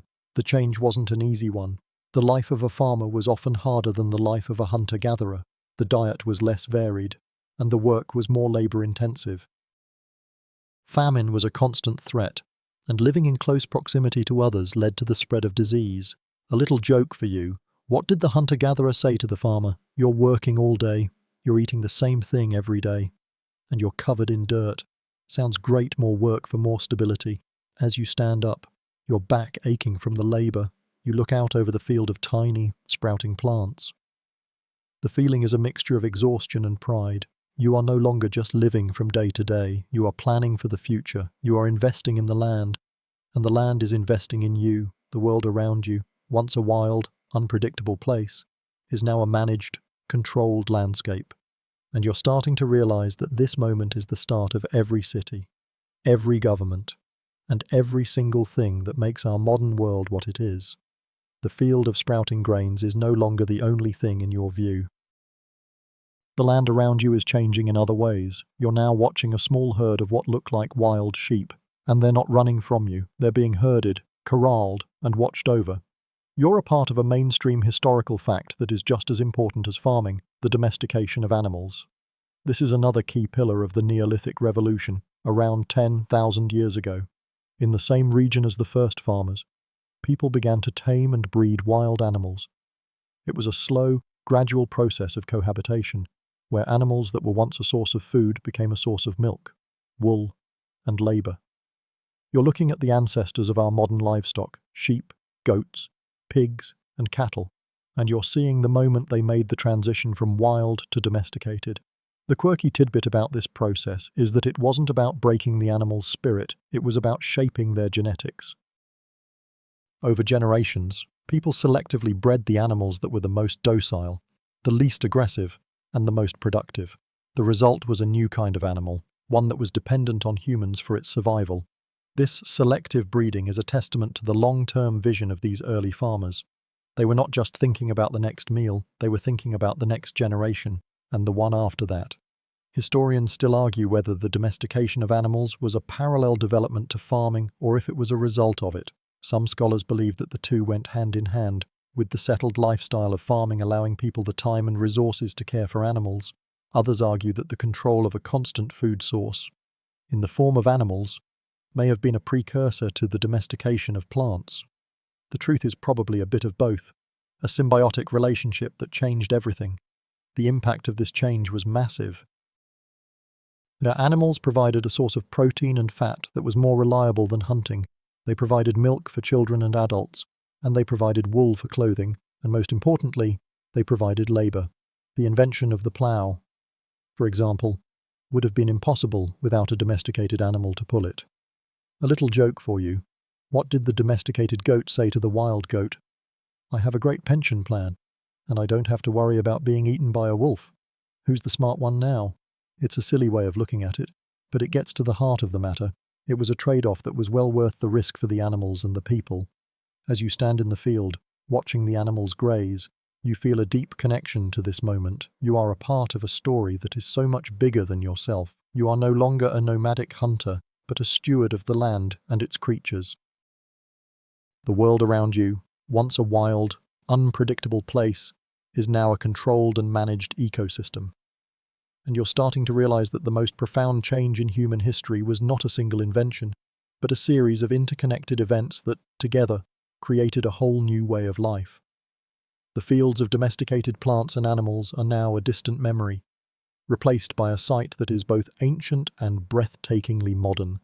You're walking on rooftops. You're in Çatalhöyük, a massive Neolithic settlement in modern-day Turkey. And you're a part of a mainstream historical fact, the rise of the earliest urban settlements. This isn't just a village, it's a town of 5,000 to 8,000 people, and it's unlike any you've ever seen. The houses are built right next to each other, without any streets or pathways between them. The only way to get around is by climbing ladders to the rooftops and walking from one to the next. You can hear the low murmur of conversation and the faint sounds of daily life coming from the open doorways on the roofs. It's a completely alien way of life, and it's a testament to the ingenuity and resourcefulness of these early city dwellers. A quirky tidbit about Çatalhöyük is that the people buried their dead under the floors of their homes. This wasn't just a place to live, it was also a cemetery. The ritual of a family living with their ancestors underfoot suggests a deep connection to their lineage and a very different concept of life and death than we have today. It's a bit of a grim thought, but it highlights how much their culture and their social structures differed from ours. You probably wouldn't want to live in a house where your great-great-grandfather is buried under the living room. But for them, it was completely normal. Historians still argue whether a settlement like Çatalhöyük had a central government or a social hierarchy. The archaeological evidence suggests a surprising level of social equality. The houses are all roughly the same size, and there's no evidence of a central palace or a clear leader's home. It appears to have been a very egalitarian society, where people lived and worked together in a communal setting. However, the presence of intricate murals and figurines in some homes suggests a spiritual life and perhaps a ritualistic hierarchy, even if there was no political one. The question of how they managed to organize so many people without a central authority is a mystery that we're still trying to solve. You can feel the warm air on your face and the smooth, packed earth surface of the roof under your feet. The sounds around you are a mix of human activity, children laughing, people talking, and the quiet sounds of grinding grain. You're no longer in a world of small, isolated groups. You're in a world of community, of cooperation, and of a completely new way of life. The very act of living in such close proximity to others would have required a new set of social rules and a new level of interdependence. And for a little joke, what did the Çatalhöyük residents say to their neighbour? Mind if I hop over and borrow a cup of flour? It's a silly question, but it gets to the heart of the matter. The people of Çatalhöyük were pioneers, the first urbanites, and their story is the beginning of every city that has ever existed. You are at the very start of a journey that will take you from this small, strange settlement to the megalopolises of today. The feeling is a gentle hum of history, a quiet realization that you are standing at the very beginning of the urban human story.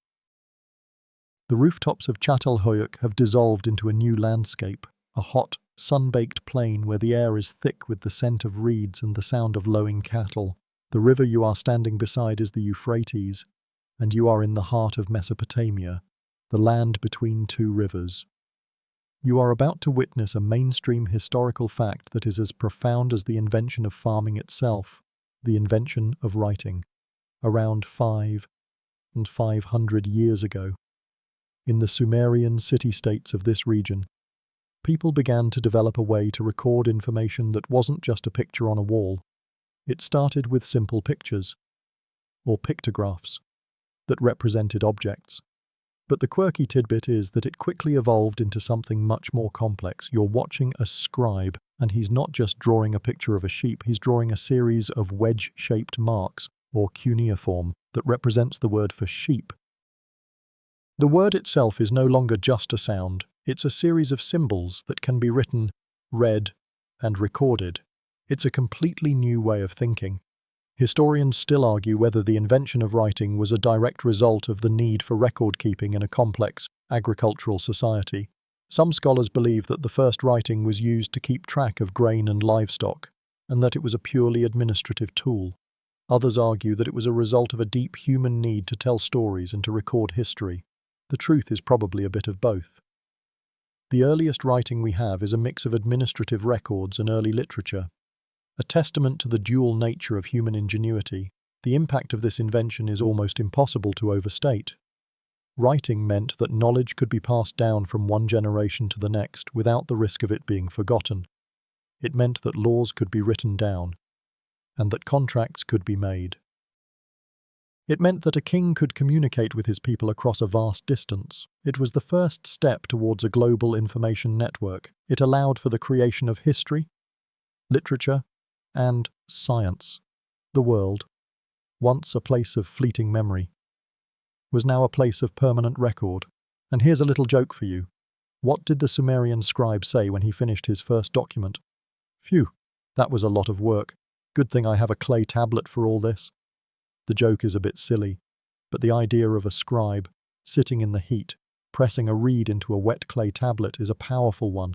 It's a moment of profound change, a moment when a sound becomes a symbol, and a thought becomes a permanent record. As you stand in the heat, watching the scribe work, you feel a deep sense of awe. You're witnessing the birth of history itself, the moment when our story began to be written down. The feeling is a gentle hum of energy, a quiet realization that you are at the very beginning of the human story as we know it. The world around you, once a wild, unpredictable place, is now a place of order and record. The reeds and clay tablets of the Fertile Crescent are now a blur. You're no longer in a quiet scribe's workshop, you're in a bustling metropolis. The sounds are a cacophony of human activity, and the air is thick with the scent of commerce, sweat, and baked clay. You are in Uruk, a mainstream historical fact and one of the world's first true cities. It's the beginning of a whole new way of life, the rise of complex city-states. Around 5,000 years ago, Uruk was a massive settlement of perhaps 40,000 people. It wasn't just a big village, it was a complex society with a social hierarchy, a central government, and a division of labor. You can see it all around you, merchants haggling in a marketplace, priests performing rituals in a massive temple, and farmers bringing in their harvest from the surrounding fields. The city is a living, breathing organism, a testament to the fact that humans had finally learned to live together in large numbers. A quirky tidbit about Uruk is its massive ziggurat, a stepped pyramid temple that dominated the city's skyline. It was dedicated to the goddess Inanna, and it wasn't just a place of worship, it was the city's economic and political center. The temple controlled vast land holdings, and it was a hub for trade, production, and record-keeping. It's a reminder that in the earliest cities, religion and politics were inextricably linked. The God King was a very real concept, and the temple was a very real center of power. Historians still argue whether the invention of the city-state was a natural consequence of farming or a completely new human experiment.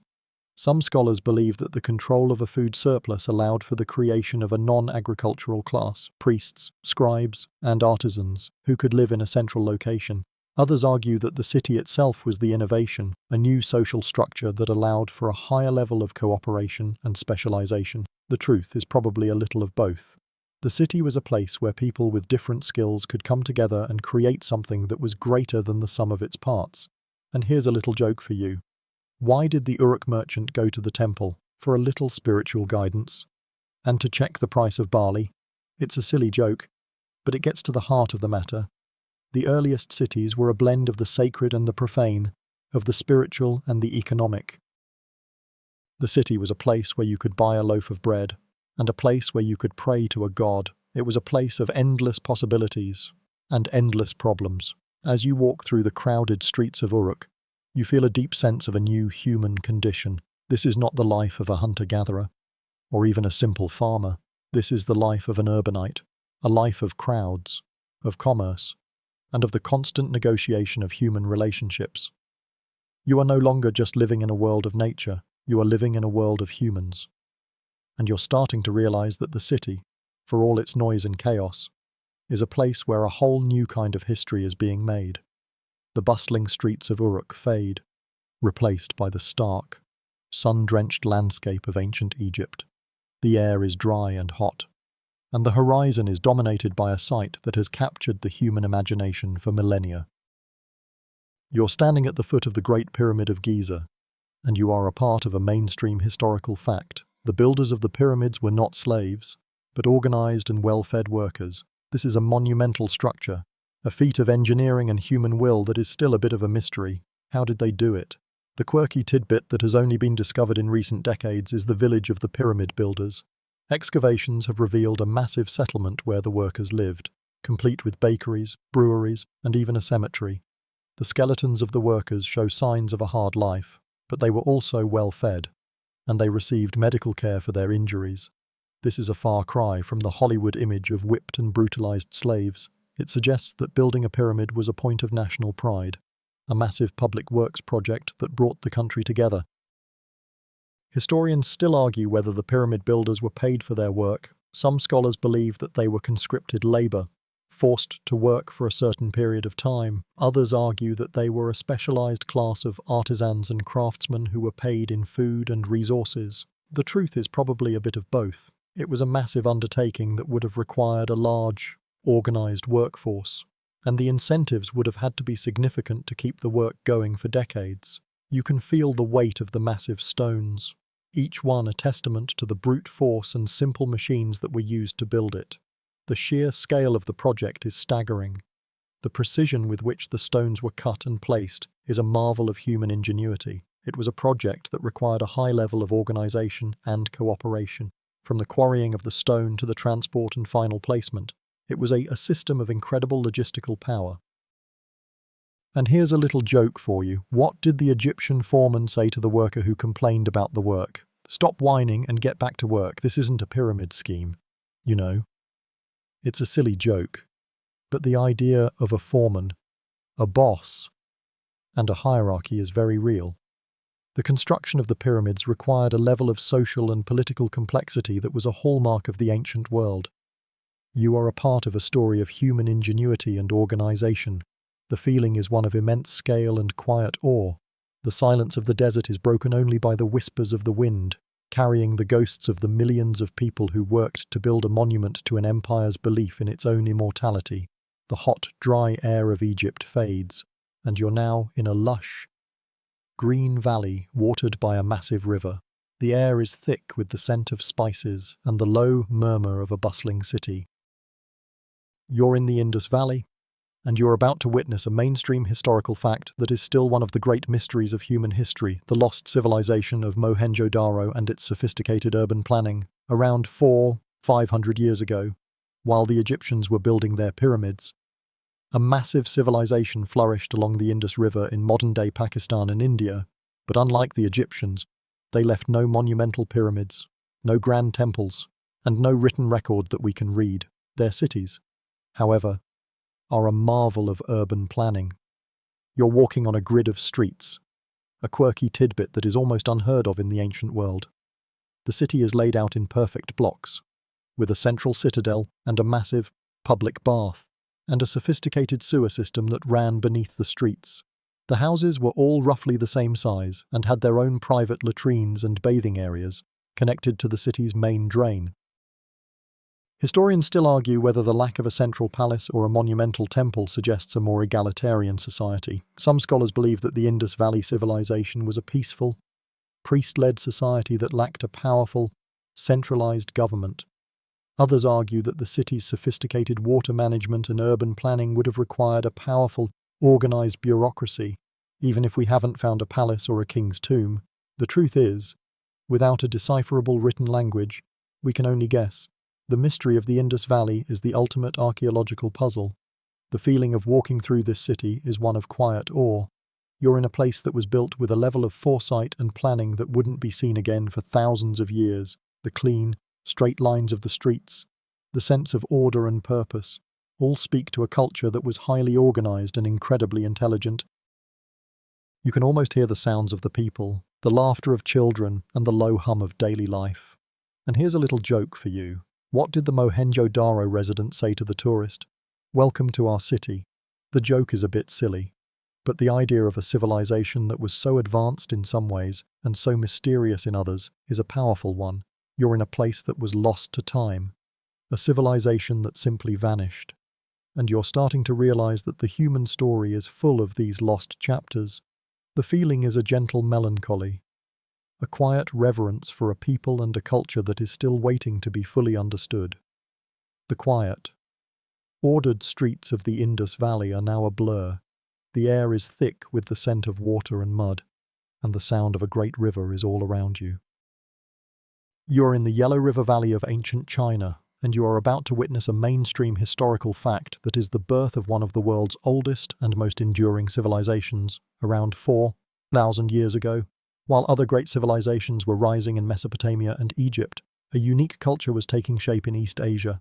The Yellow River, with its fertile loess soil, was the cradle of this new world. Unlike the other river valleys, which had a more stable, predictable rhythm, the Yellow River was a wild, unruly force, prone to massive floods that could wipe out entire villages. A quirky tidbit about this environment is that the constant threat of flooding may have been a key driver of the early Chinese people's social organization.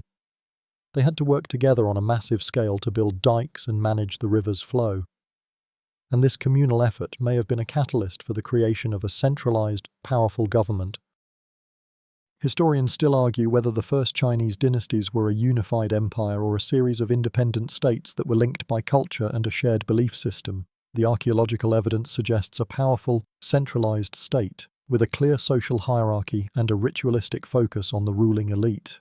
However, the sheer size of the region and the geographical barriers between different communities suggest that local power structures were also very strong. The truth is probably a mix of both, a blend of a central power and a strong local autonomy. You can feel the rich, soft soil of the river valley under your feet, and you can see the early signs of a civilization that will last for millennia. The small, scattered villages are starting to grow into larger settlements, and the first signs of a social hierarchy are appearing. The air is filled with the sounds of daily life, but it is also filled with a sense of purpose and a sense of shared destiny. You are no longer a spectator. You are a part of a story that is just beginning. And here's a little joke for you. Why did the ancient Chinese farmer need a GPS to find his way back to his field after the river flooded it? It's a silly joke, but it gets to the heart of the matter. The Yellow River, for all its life-giving power, was also a constant threat. And the people who lived on its banks had to be incredibly resilient and adaptable. You are watching a civilization being forged not by an easy, predictable environment, but by a difficult, challenging one. The fertile soil of the Yellow River Valley is now a backdrop to a new scene. You're in a great hall, and the air is heavy with the scent of incense and the crackle of a fire. A man in a long robe, a diviner, is holding a large, flat bone, and he is pressing a heated rod against it. The sound is a soft hiss, followed by a sharp crack. This is a mainstream historical fact. The oracle bones of the Shang dynasty, the first written records of Chinese civilization, around 300–600 years ago, the Shang dynasty rose to power, and with it, the use of writing on oracle bones became widespread. These weren't for mundane things like record-keeping, but for much more important matters, communicating with the gods. The king or a diviner would ask a question, like, "Will the harvest be good?" or "Will we win the next battle?" The question would be carved onto a bone or a tortoise shell, and then a hot rod would be pressed against it until it cracked.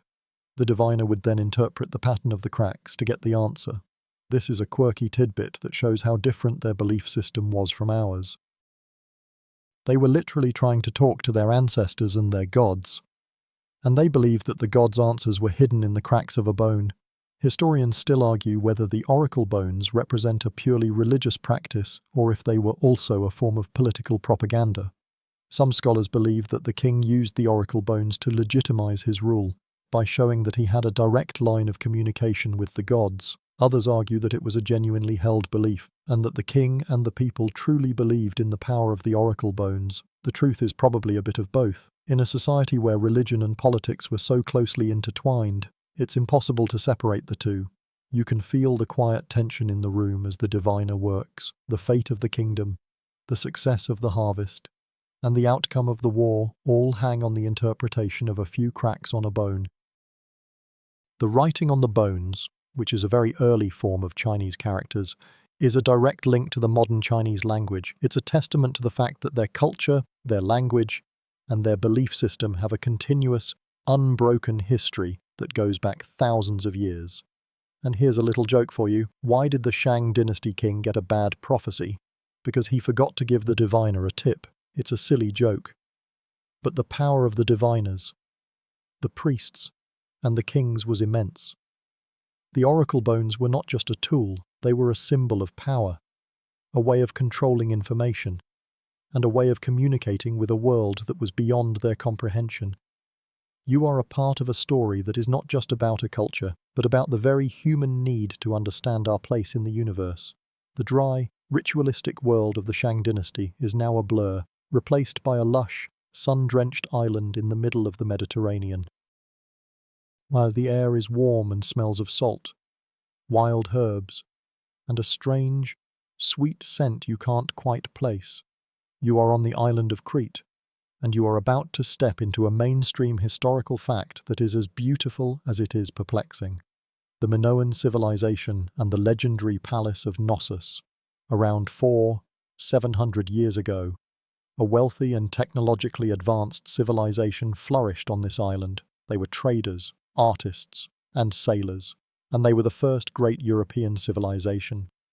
The quirky tidbit about the Minoans is that they built massive, intricate palaces that were not just homes for their kings, but were also administrative, religious, and economic centers. The Palace of Knossos, with its hundreds of interconnected rooms, open courtyards, and a labyrinthine design, is a marvel of ancient architecture. The legend of the Minotaur, the half-man, half-bull creature that lived in a labyrinth, is thought to have been inspired by this very palace. Historians still argue whether the Minoan civilization was a peaceful, matriarchal society. The archaeological record shows no evidence of massive fortifications or large-scale warfare, and the art is full of graceful, beautiful images of goddesses and priestesses. However, the presence of a powerful ruler and a clear social hierarchy, as well as the depiction of bull-leaping rituals that were likely a form of human sacrifice, suggests a more complex picture. The truth is, without a decipherable written language, they used a script called Linear A. We can only guess. They are a mystery that we're still trying to solve. You can feel the warm sun on your face and the smooth, polished stone of the palace floor under your feet. The walls are covered in beautiful frescoes of dolphins, vibrant fish, and scenes of courtly life. The colors are still as bright as they were thousands of years ago, a testament to the skill of the Minoan artists. You're walking through a maze of corridors and rooms, and you feel a sense of quiet wonder. The palace is a living, breathing work of art, and it's a testament to the fact that these people lived a life that was both elegant and deeply spiritual. And here's a little joke for you. What did the Minotaur say to the Minoan tourist? Get lost. It's a silly joke, but the idea of a labyrinth, of a place that is designed to confuse and perplex, is a powerful one. The Palace of Knossos is a puzzle, and it's a reminder that not all of history is about kings and battles. Sometimes it's about art, beauty, and a mystery that is still waiting to be solved. You are a part of a story that is not about conquest, but about culture.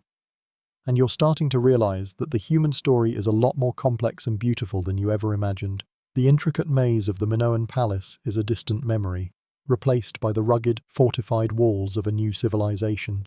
The air is sharp with the scent of pine and stone, and the sound is a low, constant hum of activity. You're in mainland Greece, and you're about to step into a mainstream historical fact that is the stuff of legends, Mycenae and the world of the Trojan War. Around 600 years ago, the Mycenaean civilization rose to power, and they were a very different kind of people from the peaceful Minoans. They were warriors, conquerors, and traders, and their society was dominated by powerful, warlike kings.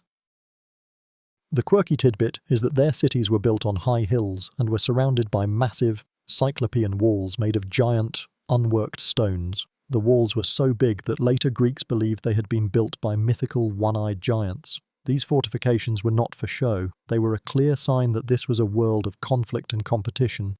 Historians still argue whether the Trojan War, which was immortalized in Homer's epic poems, was a real historical event.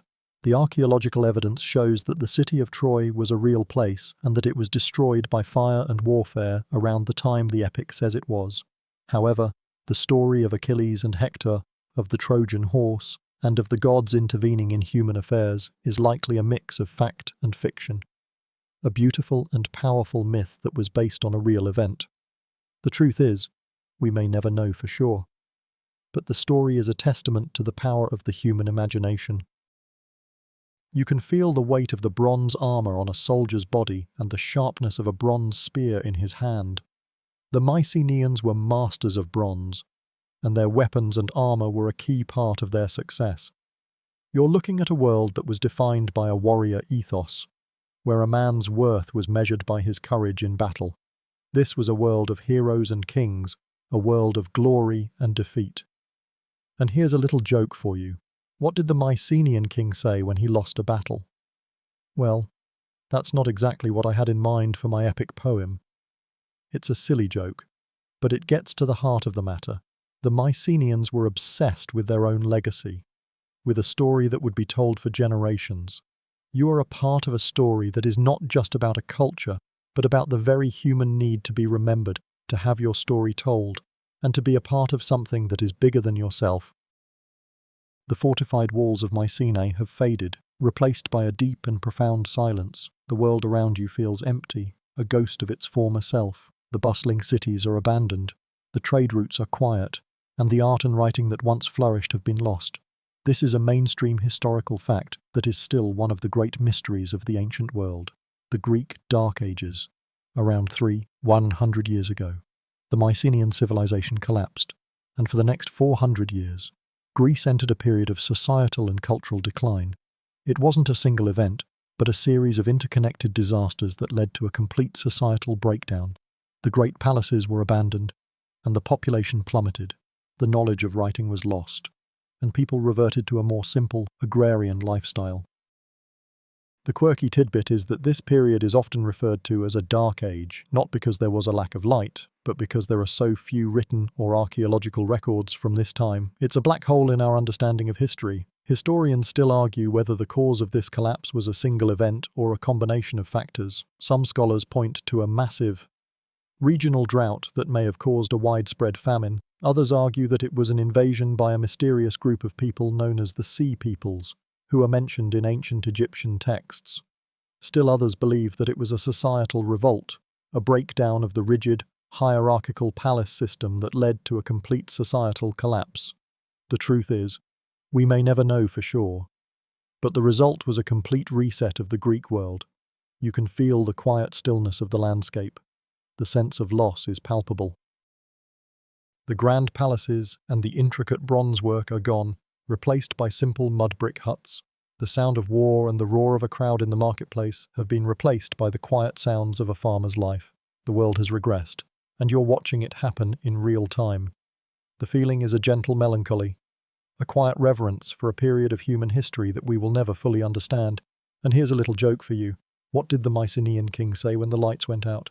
Well, I guess we're in the Dark Ages now. It's a silly joke, but it gets to the heart of the matter. The Greek Dark Ages are a somber reminder of the fragility of human civilization. The feeling is a quiet peace that settles over you, a sense of deep, abiding history. The quiet solitude of the Greek Dark Ages is now a distant memory, replaced by the shouts of a massive crowd. The air is warm and smells of dust and human sweat, and the ground is packed hard from countless feet. You're in Olympia, and you're a part of a mainstream historical fact that is the rebirth of a civilization, the first Olympics and the forging of Greek identity. Around 2,800 years ago, a new kind of society was emerging from the shadows of the Dark Ages. It was a world of independent city-states, each with its own government and its own culture, but they all shared a common language, a common religion, and a common passion for competition. The Olympic Games, which began in 776 BCE, were more than just a sporting event. They were a religious festival, a political gathering, and a way for the Greeks to come together and celebrate their shared identity. It's a quirky tidbit that during the Games, a truce was declared across all the city-states, and wars were put on hold. It was a way of temporarily bringing peace to a world of constant conflict. Historians still argue whether the first Olympic Games were a real, historical event, or if the date was a later invention to give the Games a sense of a deep, ancient tradition. However, The evidence is strong that the games, in some form, were a part of Greek life for hundreds of years before the famous first date. The truth is, the games were so important to the Greeks that they used them as a way of dating their history. The Olympiad became the central part of their calendar. You can feel the energy of the crowd, the sense of national pride, and the passion of the athletes. The events were a brutal test of strength and endurance, with no rules and no weight classes. The winner was not just an athlete, he was a hero, a champion who brought glory to his city. The feeling is a mixture of awe and excitement. You're watching a civilization being reborn, not by war or conquest, but by sport and culture. And here's a little joke for you. What did the ancient Greek athlete say when he finished the marathon? "I'm so tired. I think I'll just sit here for the next 2,000 years. It's a silly joke, but it gets to the heart of the matter. The Olympic Games are a timeless symbol of the human spirit, a testament to our desire to compete, to excel, and to be a part of something that is bigger than ourselves. You are a part of a story that is not just about a culture, but about a tradition that has lasted for thousands of years. The shouts of the Olympic crowds have faded, replaced by the quiet, sun-drenched landscape of central Italy. The air is warm, and the only sounds are the rustle of olive leaves and the distant chirping of cicadas. You're walking among the tombs of a vanished civilization, and you're about to step into a mainstream historical fact that is still one of the great puzzles of ancient history, the Etruscan culture and its mysterious origins, around 200 and 800 years ago. A sophisticated and artistic civilization flourished in what is now Tuscany. They were masters of metalworking, seafarers, and builders, and they had a profound influence on the people who would eventually become the Romans. The quirky tidbit about the Etruscans is that we still don't know where they came from. Their language, which is written in a Greek-derived alphabet, is unlike any other in the world, and it has not been fully deciphered. It's a mystery that has puzzled scholars for centuries. Historians still argue whether the Etruscans were an indigenous people of Italy who developed their culture independently or if they were migrants from the Aegean Sea, as the Greek historian Herodotus claimed. The archaeological evidence suggests that they were a unique culture that had deep roots in Italy, but the DNA evidence shows a strong genetic link to the people of Anatolia. The truth is, we may never know for sure, but the very fact that we are still debating their origins is a testament to their enigmatic nature. You are walking through a cemetery, but it's not a place of sadness. The tombs are a testament to a life that was lived with a sense of joy and a love of beauty. The walls are covered in vibrant frescoes of people feasting, dancing, and playing music. It's a stark contrast to the grim, serious art of the Egyptians and the Romans. The Etruscans believed in the afterlife, but they saw it as an extension of their earthly life, a place of feasting and fun. And here's a little joke for you. Why did the Roman tourist say to the Etruscan tomb, "You're so much more cheerful than our cemeteries"? It's a silly joke, but it gets to the heart of the matter. The Etruscans were a unique and fascinating culture, and their love of life and art is a powerful reminder that not all of ancient history was about war and conquest. You are a part of a story that is not just about a culture, but about a people who believed that life was a feast, and that death was just an invitation to the next one. The colourful, joyous world of the Etruscans has faded, replaced by a much more humble scene. You are standing on a small hill, looking down on a small, insignificant settlement on the banks of a muddy river. The air is cool and smells of wood smoke and damp earth. This is Rome in its earliest days, and you are a part of a mainstream historical fact that is as improbable as it is true, the humble beginnings of a future empire. Around 800 years ago, Rome was just a collection of mud huts on a hill, a simple farming community that was surrounded by much more powerful neighbours. The Etruscans were at their peak, and the Greeks were colonising the coast of Italy. Nobody would have looked at this small settlement and predicted that it would one day rule the world. The quirky tidbit is that the Romans themselves had a myth about their origins that was pure fantasy, the story of Romulus and Remus. Two brothers who were raised by a she-wolf and founded the city. It's a fun story. But it's a testament to the fact that they were so obsessed with their future greatness that they had to invent a glorious past for themselves. Historians still argue whether the story of the founding of Rome is based on any historical fact. The archaeological evidence suggests that the city was a small village for centuries before it grew into a major power. However, the story of the conflict with the Etruscans and of the overthrow of the last Roman king is likely based on real historical events. The truth is, the Romans were masters of propaganda, and they knew how to tell a good story that would inspire their people and legitimize their rule. You can feel the quiet ambition of the people. They are not grand or powerful, but they are disciplined, organized, and incredibly resilient. They are learning from their neighbors, adopting their technologies and their ideas, and they are slowly, methodically building a foundation for a future that they cannot yet see. The air is thick with a sense of purpose and a sense of destiny. You are a part of a story that is not about an empire, but about the very human spirit of ambition and resilience. And here's a little joke for you. What did the Roman say to the Etruscan? "I'm sorry, I can't understand you. But don't worry, you'll be speaking Latin soon enough." It's a silly joke, but it gets to the heart of the matter. The rise of Rome was not an accident. It was a result of a fierce determination and a willingness to learn from others. The feeling is a quiet peace that settles over you, a sense of deep, abiding history. The quiet ambition of early Rome is a distant memory, replaced by the clash of swords and the roar of cannons. You're on the deck of a Roman warship, and the sea around you is thick with the smoke and splintered wood of a massive naval battle.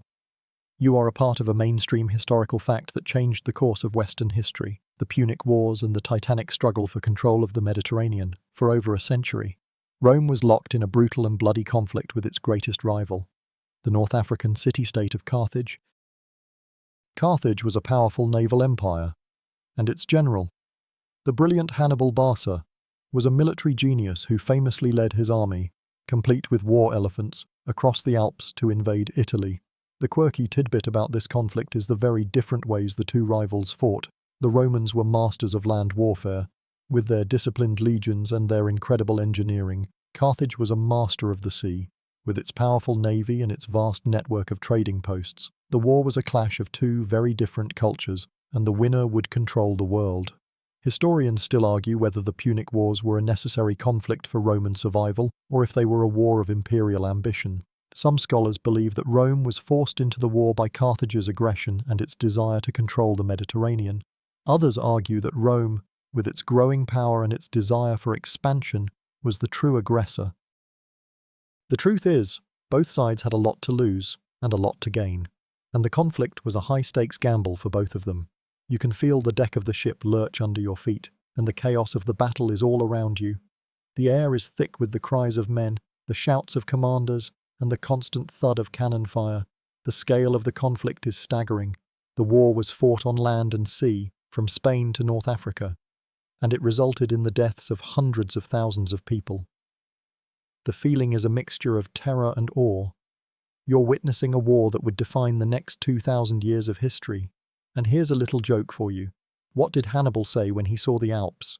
"Looks like we're going for a hike." Boys, it's a silly joke, but it gets to the heart of the matter. The Punic Wars were not just a war, they were a test of a civilization's will and a testament to the incredible resilience and ambition of the Roman people. You are a part of a story that is not about a culture, but about the very human spirit of competition and survival. The smoke and thunder of the Punic Wars have faded, replaced by the hushed whispers of a conspiracy. The air is tense with political intrigue, and the streets of Rome are a dangerous place. You are a part of a mainstream historical fact that is the end of the Roman Republic and the start of an empire, the rise of Julius Caesar, around 2,050 years ago. Rome was a republic in name, but in reality, it was a fractured and violent society. The government was controlled by a small group of powerful men, and the Roman people were becoming increasingly restless. The quirky tidbit about this period is the very powerful and very public political theatre that was happening. Men like Caesar, with their massive wealth and their popularity with the people, were using their personal armies to get what they wanted. The traditional rules of the Republic were being broken, and a new kind of leader was emerging. Historians still argue whether Caesar was a power-hungry tyrant or a brilliant visionary who was trying to fix a broken system.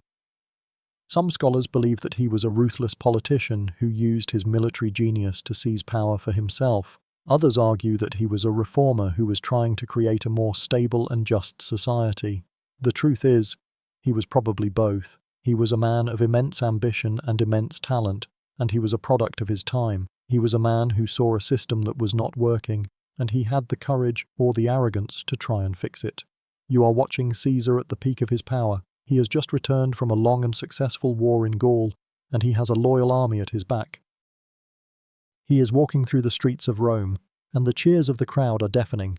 The senators, however, are silent, and their faces are a mask of fear and hatred. They know that he is a threat to their power, and they know that they must stop him.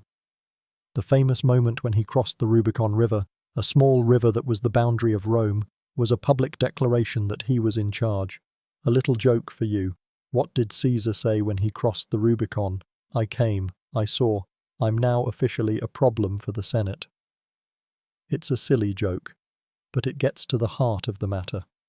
Caesar was a man who was willing to break the rules to get what he wanted, and he changed the course of history forever. The political intrigue of Rome is a distant memory, replaced by the vast, rugged landscape of a new empire. The air is cool and smells of stone, and the only sound is the constant, low murmur of human activity. You are standing on the Great Wall of China, and you are a part of a mainstream historical fact that is as immense as it is inspiring, the creation of a massive public works project that defined a nation around 200 years ago. A series of smaller walls, built by different warring states, were connected and expanded into a single, massive fortification under the rule of the first emperor, Qin Shi Huang. The quirky tidbit about this is that the wall we see today is not the same wall that was built during the Qin dynasty. It was a project that was worked on by different dynasties for more than 2,000 years, and the version you are standing on is mostly from the Ming dynasty. It's a testament to the fact that the wall was not just a defensive structure, it was a symbol of a nation's enduring power and a testament to its collective will. Historians still argue whether the wall was a truly effective defensive structure. Some scholars believe that it was, in fact, an incredible and effective deterrent, a way of keeping the nomadic tribes from the north from raiding the fertile lands of China. Others argue that it was a massive waste of resources and that it was more of a symbolic barrier than a real one. The truth is, it was probably both. It was a physical barrier that slowed down and controlled the movement of people, but it was also a powerful political tool, a way for the emperor to show his people that he was a protector and a builder. You can feel the rough stone under your hands and the cold wind on your face. The wall stretches out in both directions, a long, winding dragon that snakes over hills and through valleys. It's a marvel of engineering and human will, a project that would have required the labor of hundreds of thousands of people and the sacrifice of countless lives. The feeling is a mixture of awe and exhaustion. You're witnessing a project that was not just about building a wall, but about building a nation. And here's a little joke for you. What did the Chinese emperor say when he saw the Great Wall for the first time? I guess I don't have to worry about the neighbors anymore. It's a silly joke, but it gets to the heart of the matter. The Great Wall was a symbol of Chinese civilization's enduring power and its willingness to protect itself from a world that it saw as foreign and dangerous. You are a part of a story that is not just about a culture, but about a tradition that has lasted for thousands of years. The immense scale of the Great Wall of China fades, replaced by the thundering hooves of a conquering army. The air is thick with the scent of dust and sweat, and the ground trembles with the power of a single, unstoppable force. You are a part of a mainstream historical fact that is a true marvel of military history, the empire of Alexander the Great. Around 300 years ago, a young king from a small kingdom in Macedonia set out on a journey that would change the world. In just a little over a decade, he would conquer a vast empire that stretched from Greece to India, and he would create a new kind of world, a Hellenistic world, where Greek culture and language were spread across continents. The quirky tidbit is that he did it with a relatively small army, and he did it at an incredible speed. He was a master of logistics, strategy, and sheer, raw courage. He led from the front, and he was loved by his men. He was a truly gifted military leader, a genius who was able to conquer an empire that was much larger and much more powerful than his own. Historians still argue whether Alexander was a truly enlightened conqueror or a ruthless tyrant. Some scholars believe that he was a man who was obsessed with glory and conquest, and that his ambition led to the deaths of countless people. Others argue that he was a visionary who was trying to create a new, unified world, where different cultures could coexist and share ideas. The truth is, he was probably both. He was a man of immense talent and immense ambition, and he was a product of his time. He was a man who saw a world of chaos, and he had the courage, or the arrogance, to try and bring order to it. You can feel the energy of his army. The sense of purpose and the sense of destiny are palpable. You're a part of a story that is not just about a culture, but about a man who changed the course of history forever. The feeling is a mixture of awe and terror. You are witnessing a campaign that was not just about a war, but about a single man's belief in his own destiny. The thunderous hooves of Alexander's army fade, replaced by the hushed whispers of scholars. The air is no longer thick with dust and war, but with the scent of old papyrus and the quiet murmur of intellectual debate. You're in Alexandria, a city built by Alexander himself, and you're at the very heart of a mainstream historical fact that is still mourned today, the fate of the Library of Alexandria. The library was the intellectual center of the ancient world. It was a repository of all human knowledge, a place where scholars from every corner of the known world came to study and to share ideas. It was a place where Euclid worked out his geometry, where Eratosthenes calculated the circumference of the earth, and where countless other geniuses of the ancient world came to learn and to teach. The quirky tidbit is that the library's collection was built not only by buying books, but also by a royal decree that required every ship that docked in Alexandria to surrender its books for copying. The original was kept in the library, and the copy was given back to the ship. It was a ruthless and brilliant way of creating a universal library. Historians still argue about the exact cause of the library's demise. The traditional story, that it was destroyed in a single, massive fire, is now considered a myth. The truth is much more complicated. Some scholars believe that the library was destroyed in a series of smaller fires and conflicts over hundreds of years. Others argue that it was a slow, gradual decline, a result of a lack of funding and a loss of political support. The truth is, the library's fate was a slow, tragic end, and it's a testament to the fact that knowledge is a fragile thing. You can feel the cool air of the stacks, and the scent of the papyrus is intoxicating. The scrolls stretch out in every direction, a physical representation of the sum of human knowledge. The feeling is one of quiet awe and deep sadness. You're walking among the ghosts of 1,000 years of intellectual debate, and you're mourning a loss that you know can never be fully recovered. The feeling is a gentle melancholy that settles over you, a quiet reverence for a place that was the beacon of a civilization's ambition and its love of knowledge. The quiet sadness of the Library of Alexandria is a distant memory, replaced by the salt spray of the North Sea and the cold, biting wind. The air is thick with the scent of pine and the low murmur of 100 voices speaking a foreign tongue. You are a part of a mainstream historical fact that is the stuff of legends, the Viking raids and the age of the longships. Around 200 years ago, a group of people from Scandinavia began to leave their homes in search of wealth, glory, and new lands. They were a people of the sea, and their longships were a marvel of engineering, a shallow draft boat that could travel across the open ocean and up the shallow rivers of Europe. The quirky tidbit about the Vikings is that they weren't just raiders and pillagers, they were also traders, explorers, and settlers. They sailed to Russia and founded the first kingdoms. They sailed to Iceland and Greenland and founded colonies. And they even sailed to North America, where they founded a small, short-lived settlement. They were a people who were just as comfortable with a trading scale as they were with a battle axe. Historians still argue whether the Viking Age was a result of overpopulation in Scandinavia, or if it was a result of a changing climate that made farming more difficult. Some scholars believe that a lack of land forced them to look for new homes and new opportunities. Others argue that it was a result of a cultural shift, a change in their belief system that made them more willing to take risks and to seek out new adventures. The truth is, it was probably a bit of both. The Vikings were a people of immense ambition and immense courage, and they were a product of their time. You can feel the raw power of the longship as it cuts through the waves. The dragon-headed prow is a symbol of a culture that was not just about war, but about a deep, abiding belief in their own destiny. You're a part of a story that is not just about a culture, but about a tradition that has lasted for thousands of years. The feeling is a mixture of terror and awe. You are witnessing a campaign that was not just about a war, but about a people's belief in their own destiny.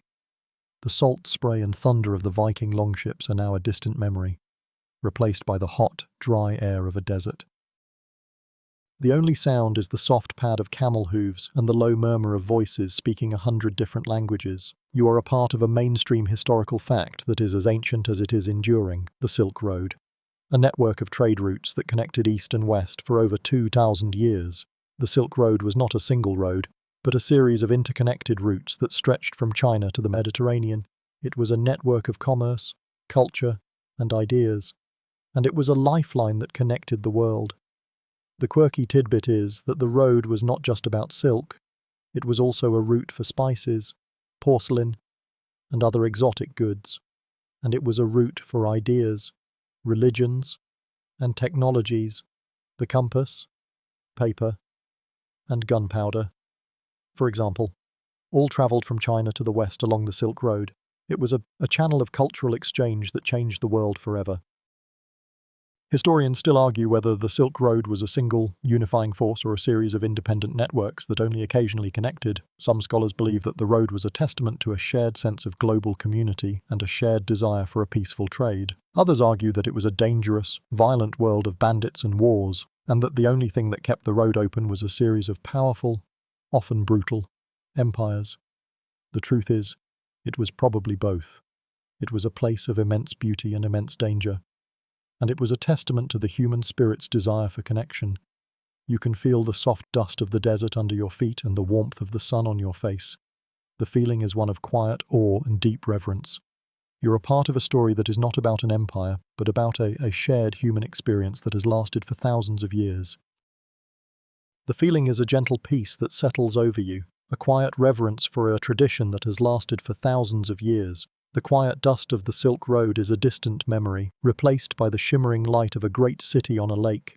The air is warm and humid, and the sound is a cacophony of human activity. You are in Tenochtitlan, the capital of the Aztec Empire, and you are a part of a mainstream historical fact that is as beautiful as it is tragic. A city built on a lake, an incredible floating metropolis. Around 700 years ago, a group of people, the Mexica, arrived in the Valley of Mexico and built their city on a series of small islands in the middle of a massive lake. It was a logistical marvel, a city of canals, causeways, and floating gardens. The quirky tidbit is that the city was a perfect blend of urban planning and agriculture. The Aztecs created chinampa, or floating gardens, by weaving reeds together and covering them with mud from the bottom of the lake. They were incredibly fertile, and they provided the city with a constant supply of food. Historians still argue whether the Aztec Empire was a truly brutal, violent society or if it was a much more complex and sophisticated one. The traditional story that the Aztecs were obsessed with human sacrifice and that they were a culture of war and conquest is now being challenged. Some scholars believe that the human sacrifice was a religious ritual that was used to legitimize the ruler's power, but that it was not a daily or even weekly event. Others argue that the Aztecs were a highly organized society with a complex legal system, a beautiful art, and a sophisticated understanding of mathematics and astronomy. The truth is, they were probably both. They were a people of immense contradictions, a culture of beauty and a culture of violence. You can feel the warm sun on your face and the soft lapping of the water against the canals.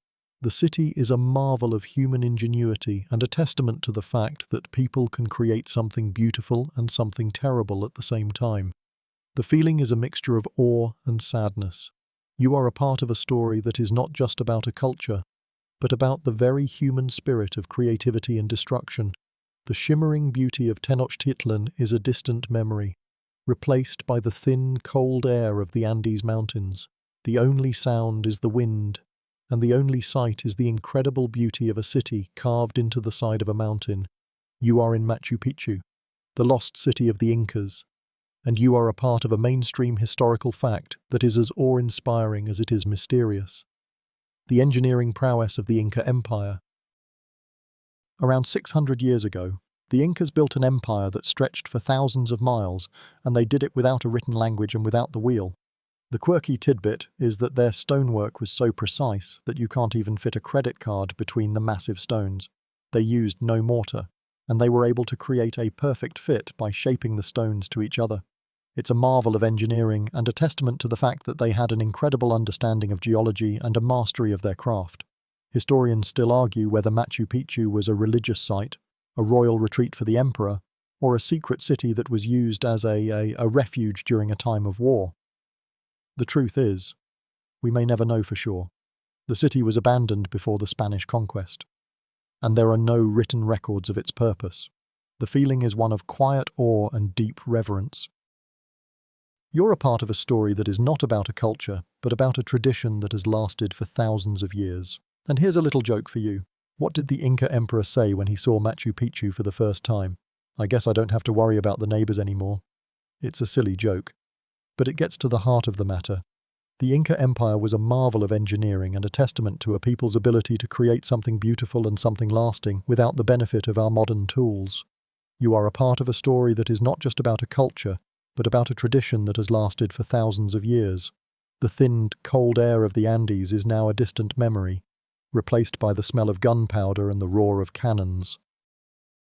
You are standing on the ancient walls of Constantinople, the capital of the Byzantine Empire, and you are a part of a mainstream historical fact that is the symbolic end of the ancient world, the fall of Constantinople and a new age on May 29th, 1453. A massive army led by the Ottoman Sultan Mehmed II surrounded and conquered the city. It wasn't just a battle, it was a cultural event that was seen as the final death of the Roman Empire and the start of a new global world.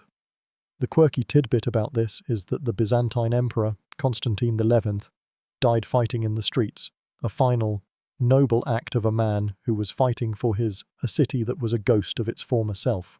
The truth is, the city had been in a slow, gradual decline for centuries, and its fall was a matter of when, not if. Historians still argue whether the fall of Constantinople was a tragedy or a necessary step towards a new world. Some scholars believe that the city's fall was a great loss to Western civilization, as it was a repository of ancient Greek and Roman knowledge. Others argue that its fall was a catalyst for the Renaissance, as many scholars and artists fled the city and brought their knowledge with them. The truth is, the fall of Constantinople was both. It was a tragic end to a great empire, but it was also a new beginning for a new world. You can feel the chaos of the battle, the shouts of men, the roar of the cannons, and the collapse of the ancient walls. The feeling is one of quiet awe and deep sadness. The world, once a place of empires and kingdoms, is now a place of nations and of the endless, chaotic march of history. You are a part of a story that is not just about a culture, but about the very human spirit of change and of the endless, long, chaotic march of history. Now, as the smoke clears and the sun rises on a new world, a new time, you can feel yourself drifting. The sounds of history are fading. The faces of the past are becoming a blur. You've walked with Neanderthals, you've sailed with the first Australians, and you've witnessed the birth and death of empires. The air around you is soft, and the world is quiet. You are no longer a part of the story, but a part of a deep, abiding peace. The past is no longer a place of noise and chaos, but a place of quiet reverence. Let yourself drift now. Let the sounds of history fade, and the feeling of the past dissolve. The journey is over, and it's time to rest. End of script. Sweet dreams.